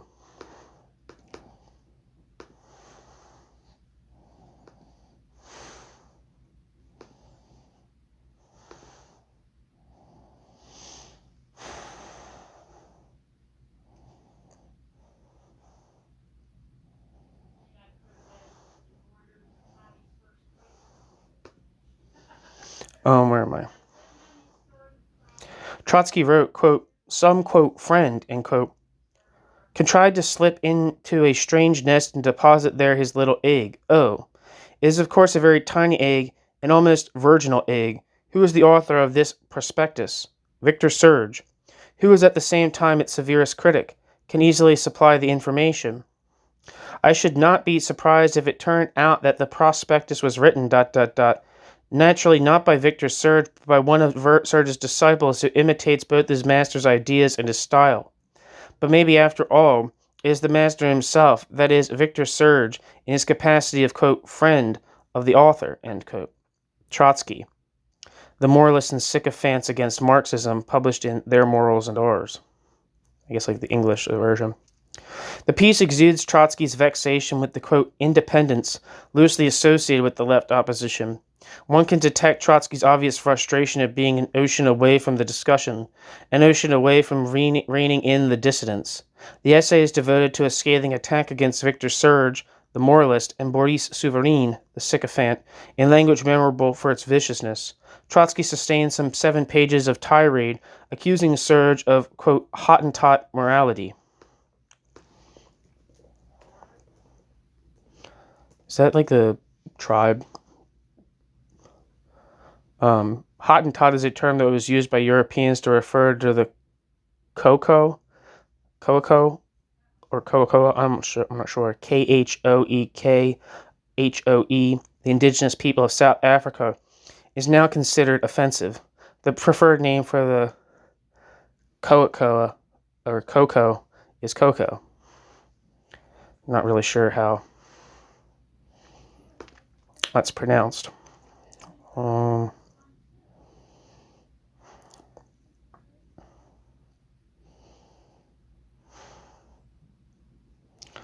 am I? Trotsky sustained some 7 pages of tirade accusing Serge of, quote, Hottentot morality, of publicly becoming a member of the POUM, of being a, quote, petite bourgeois moralist, who, quote, thinks episodically in fragments and clumps, end quote, of wanting, quote, to purge human history as civil war, end quote. Furthermore, Trotsky berated Serge for dating the degeneration of the revolution from the moment the Cheka began secret trials.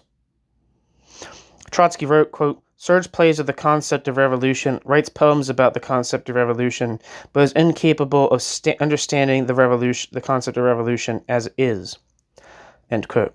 Trotsky. Apparently one of Serge's worst attributes was that Serge wrote lyrically, even poetically about revolution. Trotsky returned to this in several articles. Footnote. In a particularly vicious attack on Serge, Trotsky replied to Serge's letter criticizing the creation of the Fourth International. Quote, when the Fourth International becomes, quote, worthy of the name, end quote, in the eyes of Monsieur Littérature, dilettantes and skeptics, then it will not be difficult to adhere to it. A Victor Serge, this one or another, will then write a book in which he will prove, with lyricism and with tears, that the most heroic period of the Fourth International was the time when, bereft of forces, it waged a struggle against innumerable enemies, including petite bourgeois skeptics, end quote. Trotsky. That's in the Writings of Leon Trotsky, 1938 to 1939. More to the point, Trotsky got to the heart of his animosity to Serge, quote, ... when we evaluate from the Marxian standpoint the vacillations of a disillusioned petite bourgeois intellectual, that seems to him as an assault upon his individuality. He then enters into alliance with all the confusionists for a crusade against our despotism and our sectarianism. ... On the other hand, Victor Serge has systematically helped centrist organizations drive from their ranks the partisans of the Fourth International, end quote. I'm not sure, but the main person that, if Trotsky's speaking of like the Spanish situation, pretty sure that Victor Serge and Grindizo Muniz, who are both good friends with Natalia Sedova Trotsky after Trotsky's death, it seems like Serge and Muniz would have been considered each other comrades, at least after World War II. I'm not sure, because Muniz was the head of the Bolshevik Leninists during the Spanish Civil War. Anyway, on the other hand, Victor Serge has systematically helped centrist organizations drive from their ranks the partisans of the Fourth International, end quote. Trotsky ended his diatribe by saying that, quote, the moralism of Victor Serge and his compeers is a bridge from revolution to reaction, end quote. The essay seeks to lump Serge with other anti-Bolsheviks and anti-Leninists, those who see Stalin as the heir to Lenin. It is remarkable for its obvious ignorance of Serge's writings. From his Year One of the Russian Revolution to Serge's Lenin, Serge's Civil War writings, Serge's From Lenin to Stalin, his novels, not to mention his articles.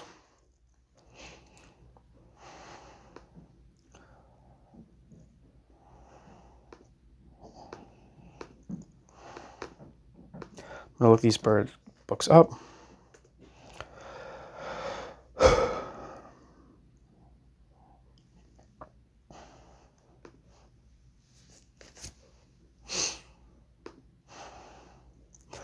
This was republished by Haymarket in 2015. The description says, brimming with honesty and passionate conviction for which he has become famous, Victor Serge's account of the first year of the Russian Revolution, through all its achievements and challenges, captures both the heroism of the mass upsurge that gave birth to Soviet democracy and the crippling circumstances that began to chip away at its historic gains.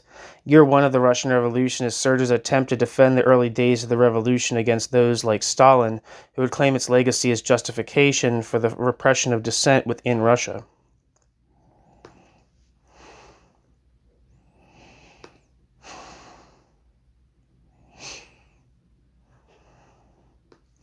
And now I'm going to look up From Lenin to Stalin.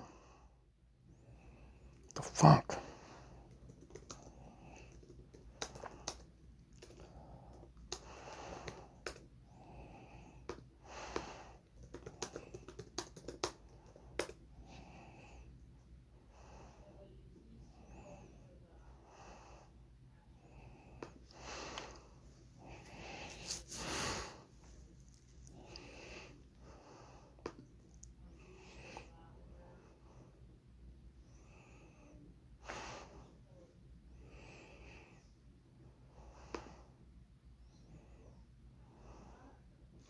The description from Lenin to Stalin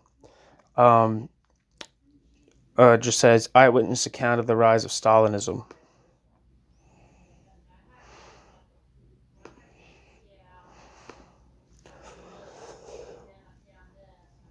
Back to the text. Serge was heartbroken by what this vicious onslaught of ad hominem attack represented.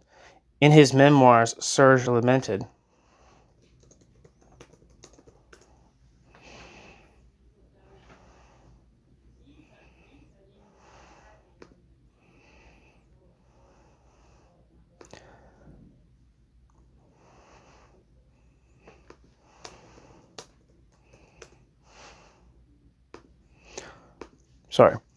in the memoirs, Serge lamented, quote, deplorably misinformed by his acolytes, Trotsky wrote a long polemical essay against me, imputing to me an article of which I was not the author and which was totally at variance with my frequently expressed opinions. The Trotskyist journals refused to publish my corrections. In the hearts of the persecuted, I encountered the same attitudes as their persecutors. Trotskyism was displaying symptoms of an outlook in harmony with that of the very Stalinism against which it had taken its stand, and by which it was being ground into powder. I was heartbroken by it all, because it is my firm belief that the tenacity and willpower of some men can, despite all odds, break with the traditions that suffocate and withstand the contagions that bring death. It is painful, it is difficult, but it must be possible. I abstain from any counter-polemics, end quote. Serge. Serge was denied access to Trotskyist journals, but nonetheless attempted internally to refute the charges to clear the air and his name. Publicly, Serge refused to break solidarity with Trotsky. Serge wrote to Dwight MacDonald,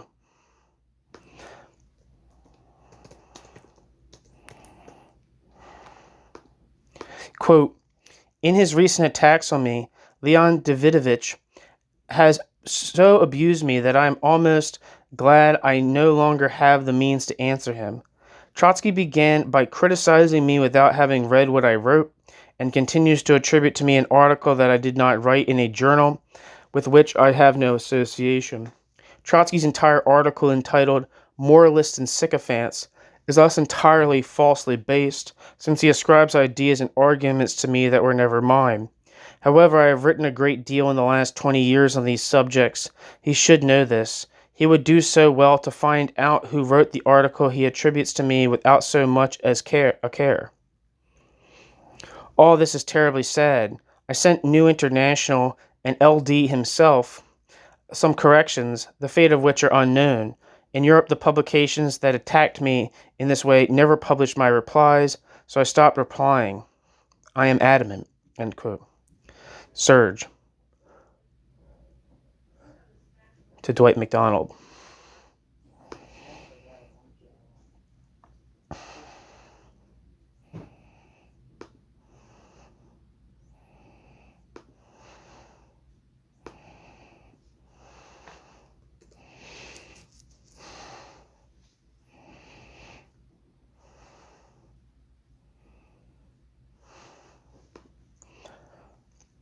I'm going to read the Wikipedia for Dwight MacDonald. Dwight MacDonald lived from 1906 to 1982 and was an American writer, critic, philosopher, and activist. MacDonald was a member of the New York Intellectuals and editor of their leftist magazine, Partisan Review, for 6 years.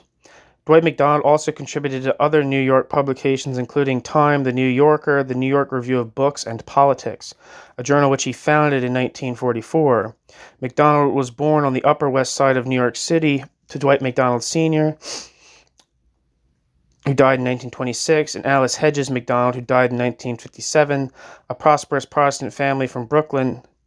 MacDonald was educated at the Barnard School, Phillips Exeter Academy, and Yale. At university, MacDonald was editor of the Yale Record, the student humor magazine. As a student at Yale, Dwight MacDonald was a member of the Psi Upsilon, and his first job was as a trainee executive for Macy's. In 1929, MacDonald was employed at Time magazine. MacDonald had been offered a job by Henry Luce, a fellow Yale alumnus. In 1930, MacDonald became the associate editor of Fortune, then a new publication created by Luce. Like many writers on Fortune, his politics were radicalized by the Great Depression. He resigned from the magazine in 1936 over an editorial dispute, when the magazine's executive severely edited the last installment of his extended four-part attack on U.S. Steel. In 1934, MacDonald married Nancy Gardner Rodman, who lived from 1910 to 1996, sister of Selden Rodman, and credited as the person who, quote, radicalized him.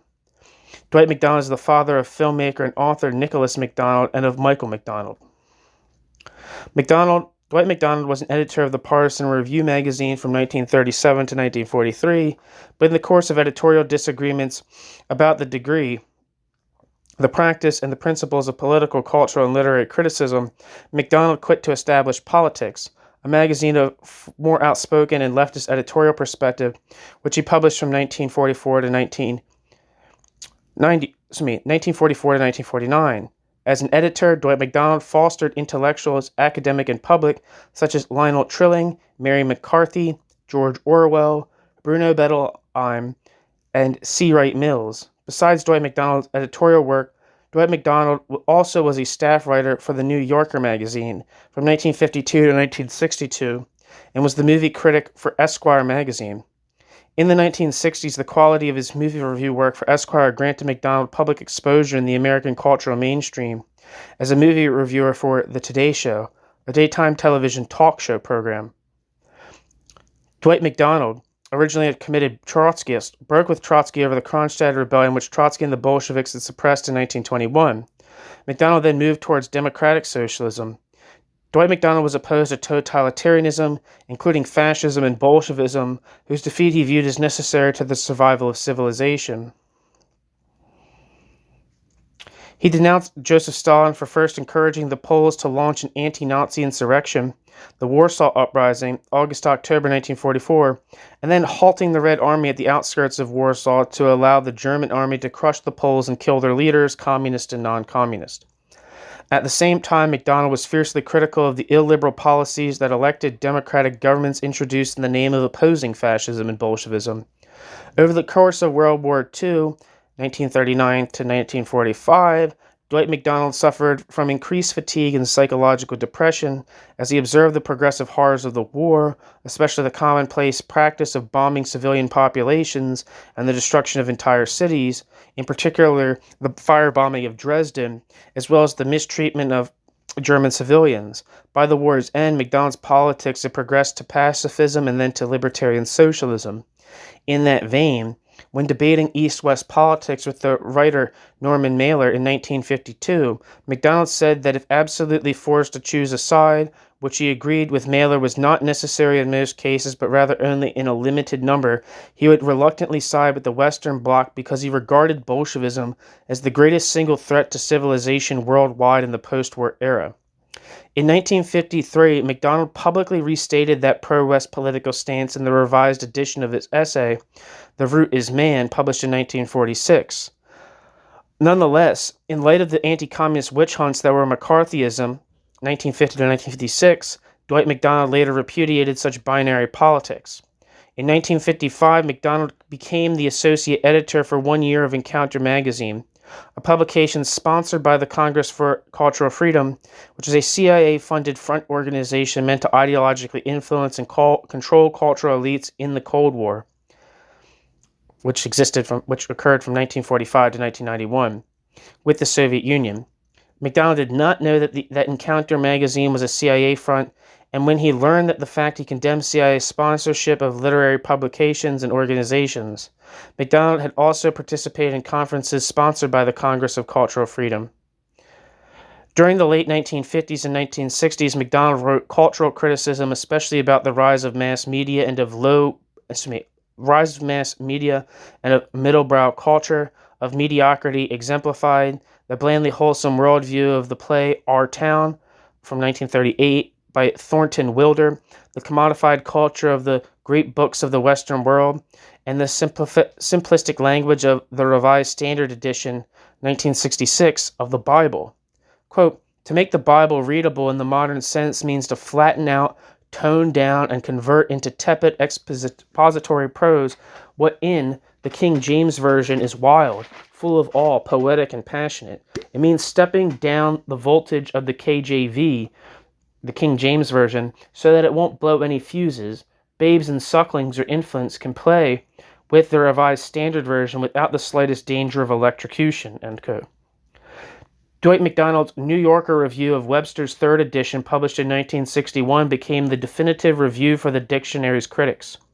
President Kennedy read MacDonald's review of Michael Harrington's book on poverty in the United States, The Other America, as a major factor in the start of Kennedy's plan for a war on poverty, which President Johnson adopted after Kennedy's assassination. The New Republic essay, titled The Browbeater, on the 23rd of November 2011, in the New Republic essay, The Browbeater, on the 23rd of November 2011, Franklin Foer accused MacDonald of being a hatchet man for high culture, going on to say that his mass cult and mid-cult against the American grain, a new edition of Against the American Grain, Essays on the Effects of Mass Culture, originally published in 1962, MacDonald's cultural criticism, quote, culminated in a plea for highbrows to escape from the mass culture, end quote, that dominates the mainstream of American society. MacDonald, Foer suggests, would welcome a time when, quote, highbrows would flee to their own hermetic little world where they could produce art for one another while resolutely ignoring the masses, end quote. Cultural critic and historian Louis Menand, writing in The New Yorker, argued that, quote, MacDonald was not a prude. He was not in the business of blaming people for enjoying what they enjoyed or admiring what they admired. MacDonald's business was getting people to realize that they were often not actually enjoying or benefiting from the cultural goods they had been persuaded to patronize, end quote. Those cultural goods being what MacDonald labeled, quote, mid-cult, ostensibly, quote, sophisticated cultural products intended for mass consumption. In the book Dwight MacDonald on Culture, The Happy Warrior of the Mind Reconsidered, published in 2013, Tadeusz Lewandowski argued that MacDonald's approach to cultural questions as a public intellectual placed him in the conservative tradition of the British cultural critic Matthew Arnold, of whom he was the literary heir in the 20th century. Previously in the field of cultural studies, MacDonald was placed among the radical traditions of the New York intellectuals, left-wing anti-Stalinist, and the Marxist Frankfurt School.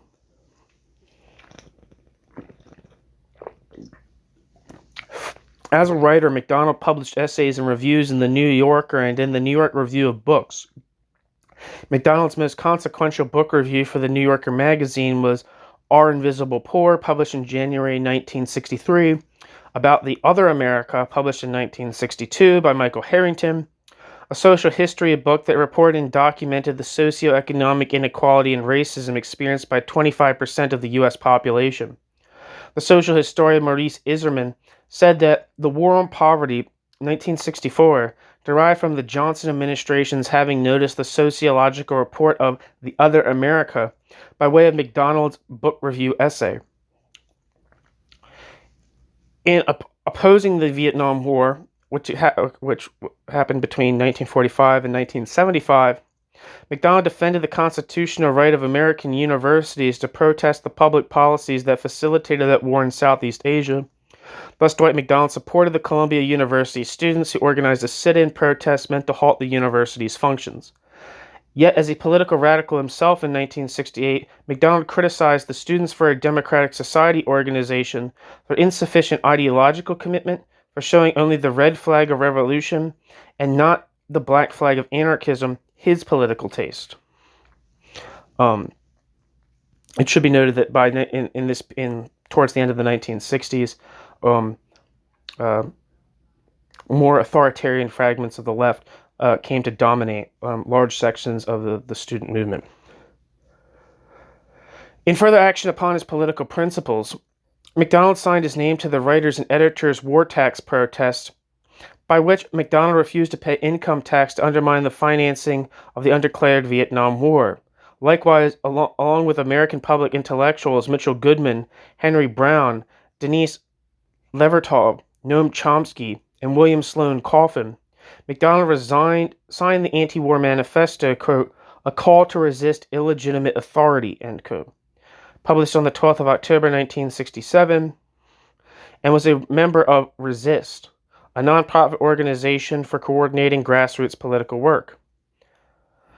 MacDonald's outspokenness and volubility gained many detractors. Quote, "You have nothing to say, only to add," end quote. Gore Vidal told Dwight MacDonald. Leon Trotsky reportedly observed, quote, "Every man has a right to be stupid, but Comrade MacDonald abuses the privilege," end quote. Paul Goodman quipped, quote, "Dwight thinks with his typewriter," end quote. He once notably described his fellow anti-Stalinist Heinrich Blücher as a, quote, "true hopeless anarchist," end quote. His selected works include Fascism in the American Scene, published in 1938, Henry Wallace, The Man and the Myth, published in 1948, The Root is Man, Two Essays in Politics, published in 1953, The Ford Foundation, The Men and the Millions, an Unauthorized Biography, 1955, The Responsibility of People and Other Essays in Political Criticism, published in 1957, Memoirs of a Revolutionist, Essays in Political Criticism, published in 1960, reprinted as Politics Past in 1970, Parodies, an anthology from Chaucer to Beerbohm and After, 1960 as editor, Albert Camus, Neither Victims Nor Executioners, 1960 as translator, Against the American Grain, Essays on the Effects of Mass Culture, 1962,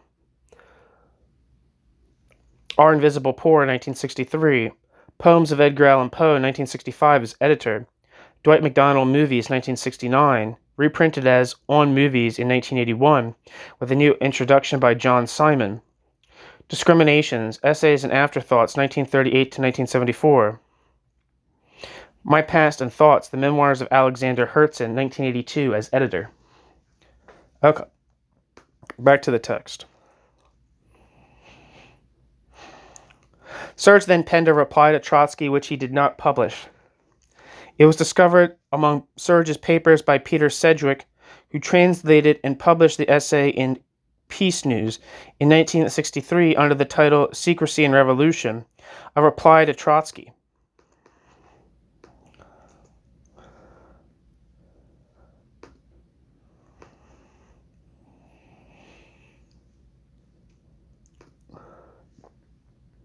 I'm going to read the Wikipedia for Peter Sedgwick. Peter Sedgwick was a translator of Victor Serge, author of a number of books, including Psychopolitics and a Revolutionary Socialist Activist. Peter Sedgwick grew up in Liverpool and won a scholarship to Balliol College, Oxford, where Peter Sedgwick became a member of the Communist Party of Great Britain. In 1956, after the Hungarian Revolution, Peter Sedgwick left and joined the Socialist Review Group, later the International Socialists, forerunners of the Socialist Workers' Party, which is associated with, of course, Tony Cliff. Peter Sedgwick wrote for the group's press while also getting involved in the activities of rank-and-file members. Peter Sedgwick was opposed to the International Socialists renaming themselves the Socialist Workers' Party in January 1977 and refused to join the new organization. However, he remained dedicated to the left. Christopher Hitchens called Peter Sedgwick, quote, "a noble remnant of the libertarian left," end quote, and dedicated his book Letters to a Young Contrarian in 2001 to Peter Sedgwick's memory. For 15 years until his death, Peter Sedgwick earned his living as a lecturer in politics at the universities of York and Leeds. Peter Sedgwick's book Psychopolitics, published in 1982, in Peter Sedgwick's book Psychopolitics, published in 1982, Peter Sedgwick explained that the severe reductions in psychiatric services that were already taking place as a result of the, quote, politically correct, end quote, conceptions of mental illness, such as those of the anti-psychiatry writers like Michel Foucault, Artie Lang, and Thomas Jazz, were actually being pursued by governments anxious to reduce spending on healthcare. Ben Watson, music writer, has compared the spirit of Sedgwick's work to the later campaigns of the Mad Pride movement. Sedgwick was found dead on the 8th of September 1983, age 49, in a canal near his home in Shipley, Yorkshire. He was editing some of the works of Victor Serge at the time of his death.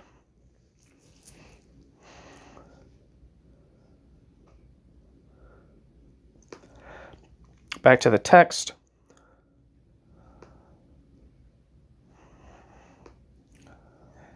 In a letter Trotsky wrote to Angelica Balbanova on the 23rd of October 1931, Serge explained why he refrained from public debate with the old man, who was engaged in a resolute fight against Stalinism and whose ideas Serge deeply respected. Quote, "In all this painful argument with the old man, I kept such esteem and affection for Trotsky, even though Trotsky wrote a long polemical attack accusing me of writing an article which was never mine and of advocating ideas which were never mine.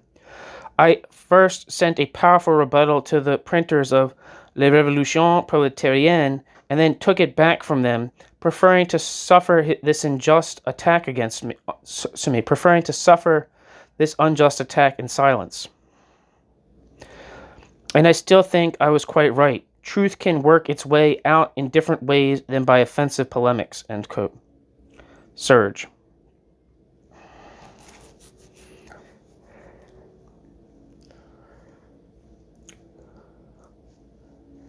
Footnote. Victor Serge to Angelica Balabanova, or Balabanov. Angelica Balabanova was the first secretary of the Executive Committee of the Communist International in Moscow. After expulsion from the Comintern, Angelica Balabanova lived in various European countries. When Serge wrote to her, she was living in the USA, where she lived until her death in 1965.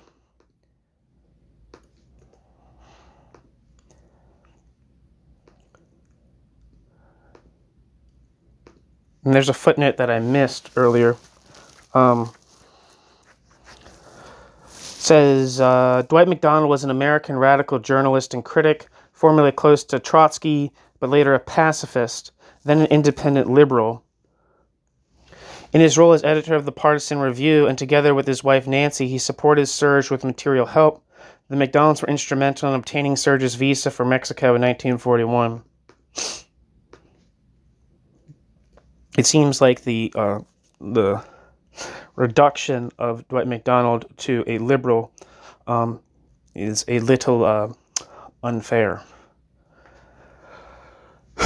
Back to the end footnote.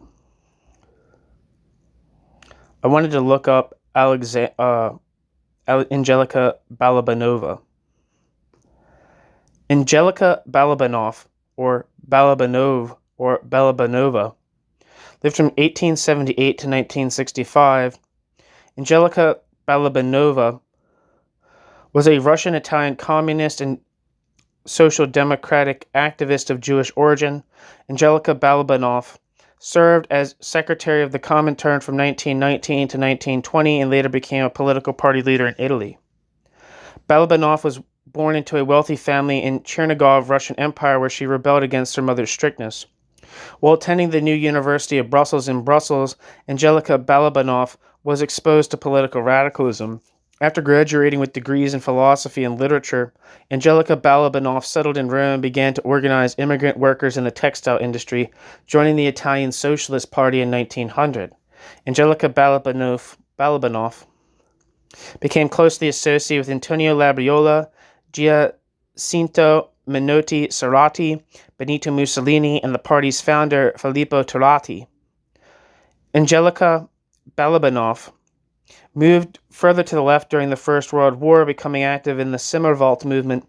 During the war, Angelica Balabanov spent some time in exile in neutral Sweden, where Angelica Balabanov was affiliated with the left socialist movement and became a close friend of Swedish communist leaders Ture Nerman, Fredrik Strum, Seth Höglund, and Kata Dahlström.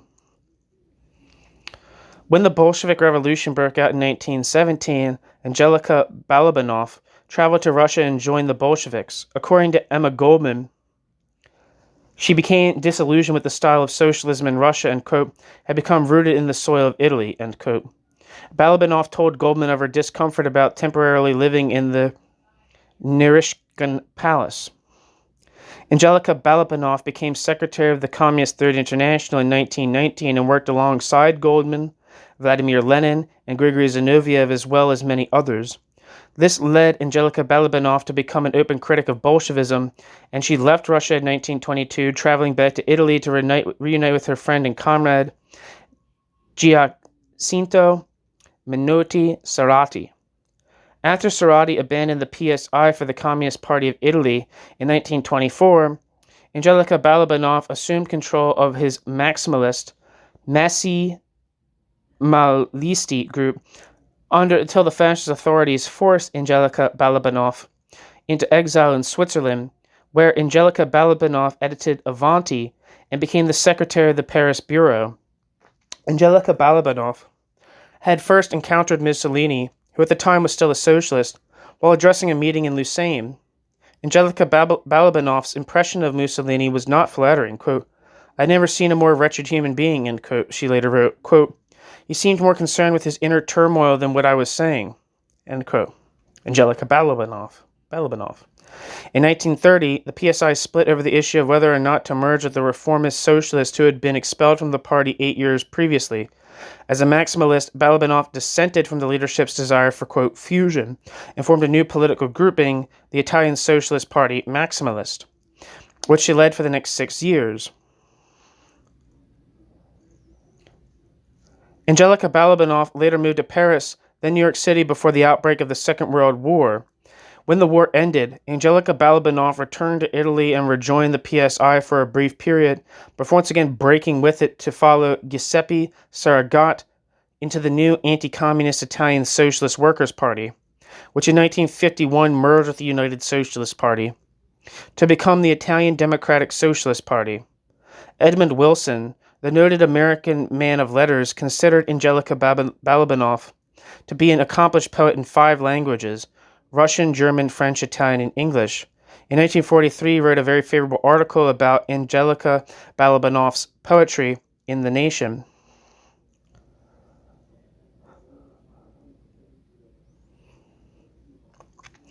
Angelika Balabanov is a major character in the 1993 RAI Italian language production Il Giovane Mussolini, portrayed by Susanna Lothar. Balabanov is memorialized in Judy Chicago's The Dinner Party. A street in the urban area of Colli Aniene in Rome has been named after her. Back to the text. Serge also wrote to Trotsky on the 9th of August 1939, denying any connection to the odious prospectus. Trotsky replied on the 7th of September 1939 in the opposition bulletin, saying that he, quote, willingly accepted his declaration, end quote, and then proceeded to attack Serge for having a, quote, confused mood of uncertainty, disillusionment, dissatisfaction, and repulsion from Marxism and proletarian revolution, end quote. As to the authorship of the prospectus, Trotsky wrote, quote, if not he personally, then it was one of his disciples or co-thinkers. The supposition that the prospectus was written by Victor Serge occurred to various comrades independently of one another, and not by chance. The blurb constitutes a simple resume of Victor Serge's latest sermonizings, end quote. Trotsky.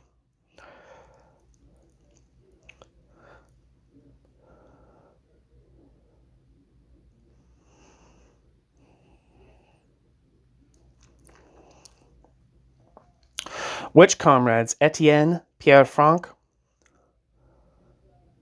Footnote. Pierre Franck was a Trotskyist and founder of the French section of the Fourth International and a member of its international secretariat. End footnote.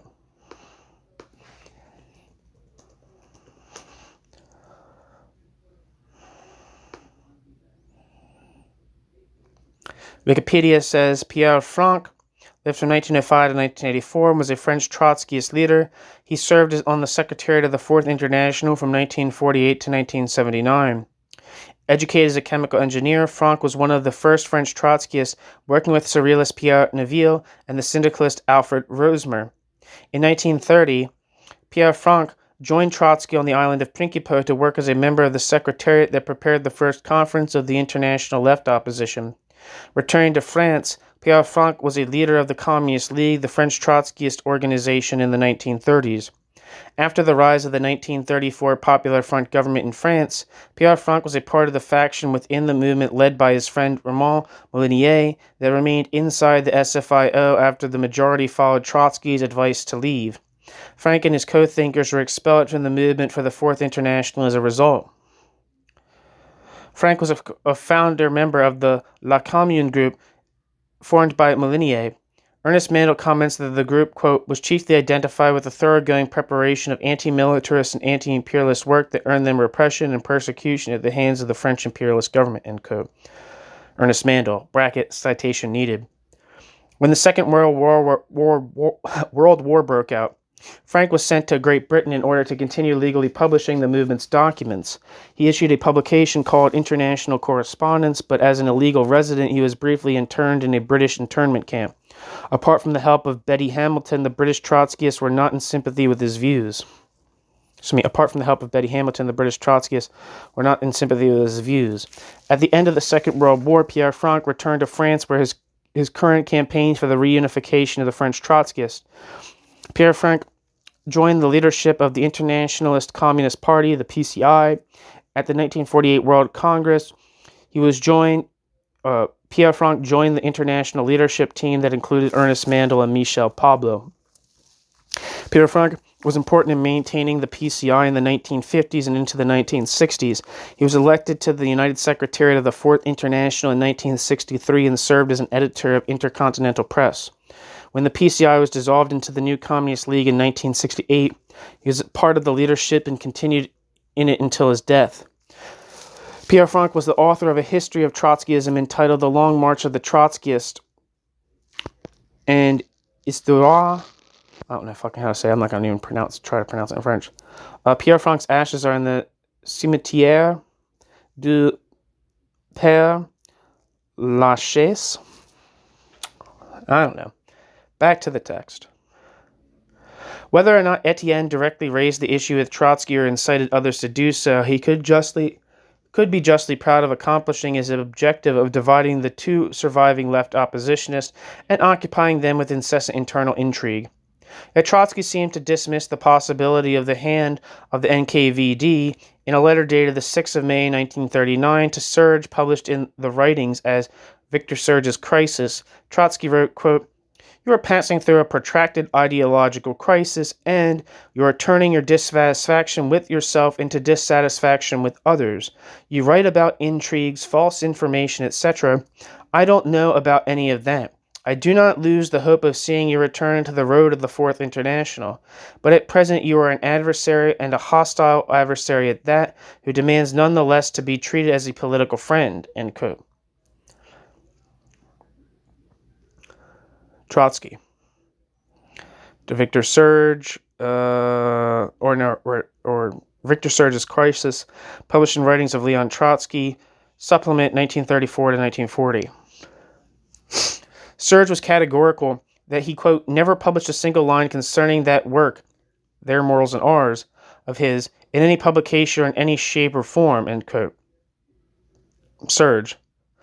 Secrecy and Revolution, a reply to Trotsky. That's the piece published by Peter Sedgwick in Peace News, 27th of December, 1963.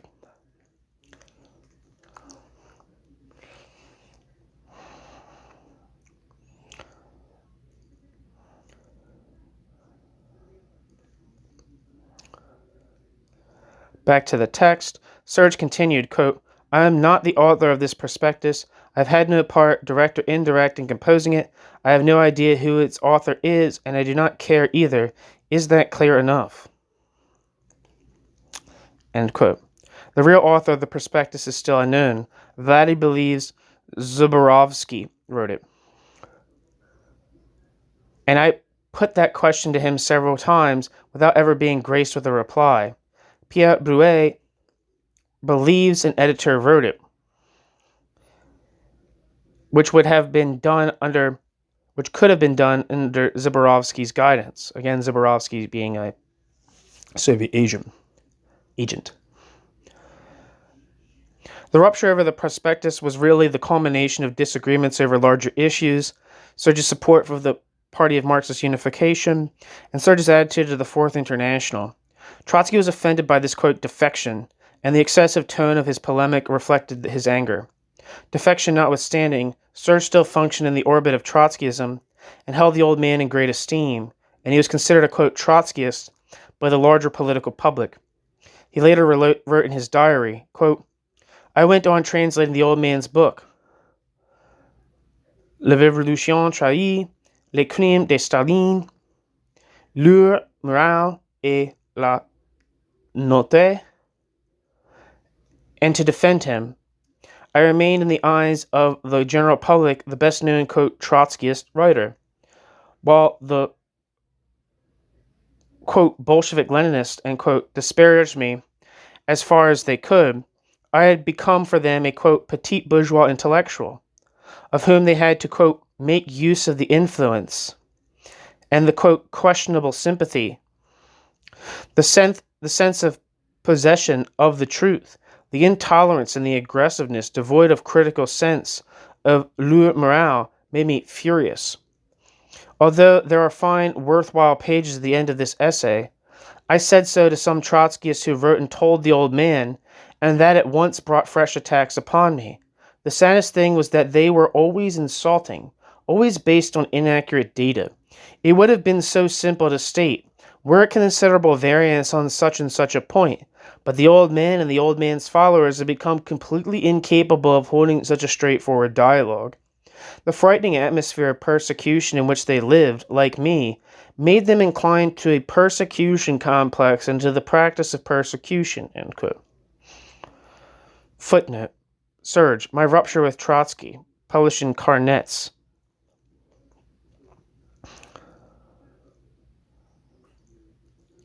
The rupture between Serge and Trotsky was never really completed and had the character of a quarrel with room for conciliation. Even as Trotsky spewed out the worst venom, some of which is quoted above, Trotsky was left open the door for cooperation, provided of course that Serge work within the Fourth International.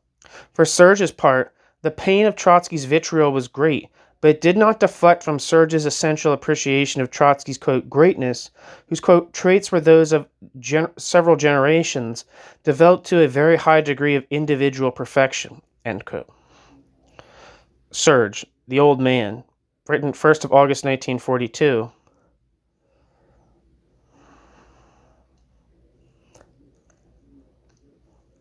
With this appreciation of Trotsky in mind, Serge replied to Trotsky's invective against him, quote, whether Trotsky wills it or not, no limit has been set to the analysis of the Russian Revolution, which Trotsky has served so outstandingly, so tremendously, despite the measure of responsibility that must be laid to Trotsky's name for certain tragic errors, and no amount of ponderous irony, no broadsides of discredit, directed against men who dare to think and sometimes to pronounce according to their conscience, will render him free to substitute mischievous polemic for the necessary debate to which, with a little less pretension to infallibility, he could bring the most precious contributions of all, end quote.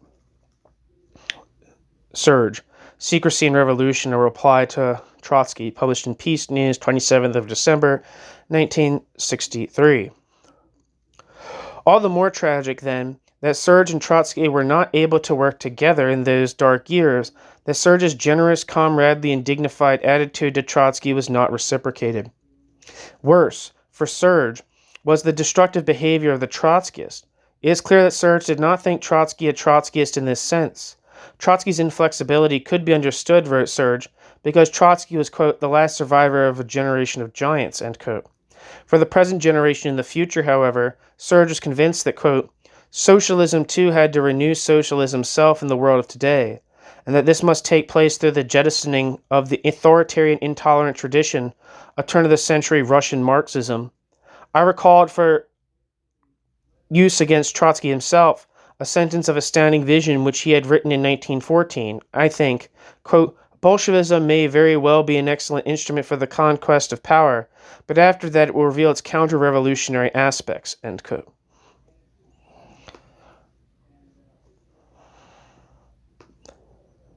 One second, I gotta copy that down. That's a very...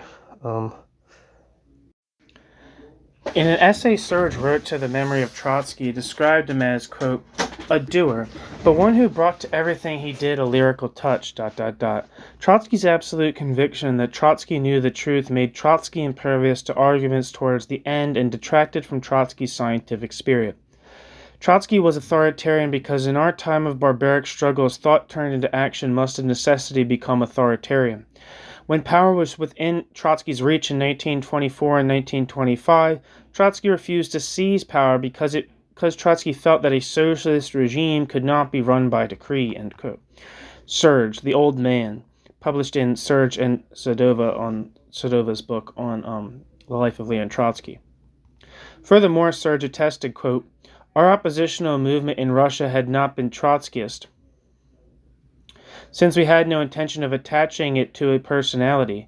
Rebels as we ourselves were against the cult of the leader, we regarded the old man only as one of our greatest comrades, an elder member of the family over whose ideas we argued freely. ... I came to the conclusion that our opposition had simultaneously contained two opposing lines of significance. For the great majority, it meant resistance to totalitarianism in the name of the democratic ideals expressed at the beginning of the revolution. For a number of our old Bolshevik leaders, it meant, on the contrary, the defense of doctrinal orthodoxy, which, while not excluding a certain tendency towards democracy, was authoritarian through and through. These two mingled strains had between 1923 and 1928 surrounded Trotsky's vigorous personality with a tremendous aura. If in Trotsky's exile from the USSR, Trotsky had made himself the ideologist of a renewed socialism, critical in outlook and fearing diversity less than dogmatism, perhaps Trotsky would have attained a new greatness. But Trotsky was the prisoner of his own orthodoxy, the more so since Trotsky's lapses into unorthodoxy were being denounced as treason. Trotsky saw his role as that of one carrying into the world at large a movement which was not only Russian but extinct in Russia itself, killed twice over, both by the bullets of the revolution's executioners and by changes in human mentality." End quote. Victor Serge, Memoirs of a Revolutionary.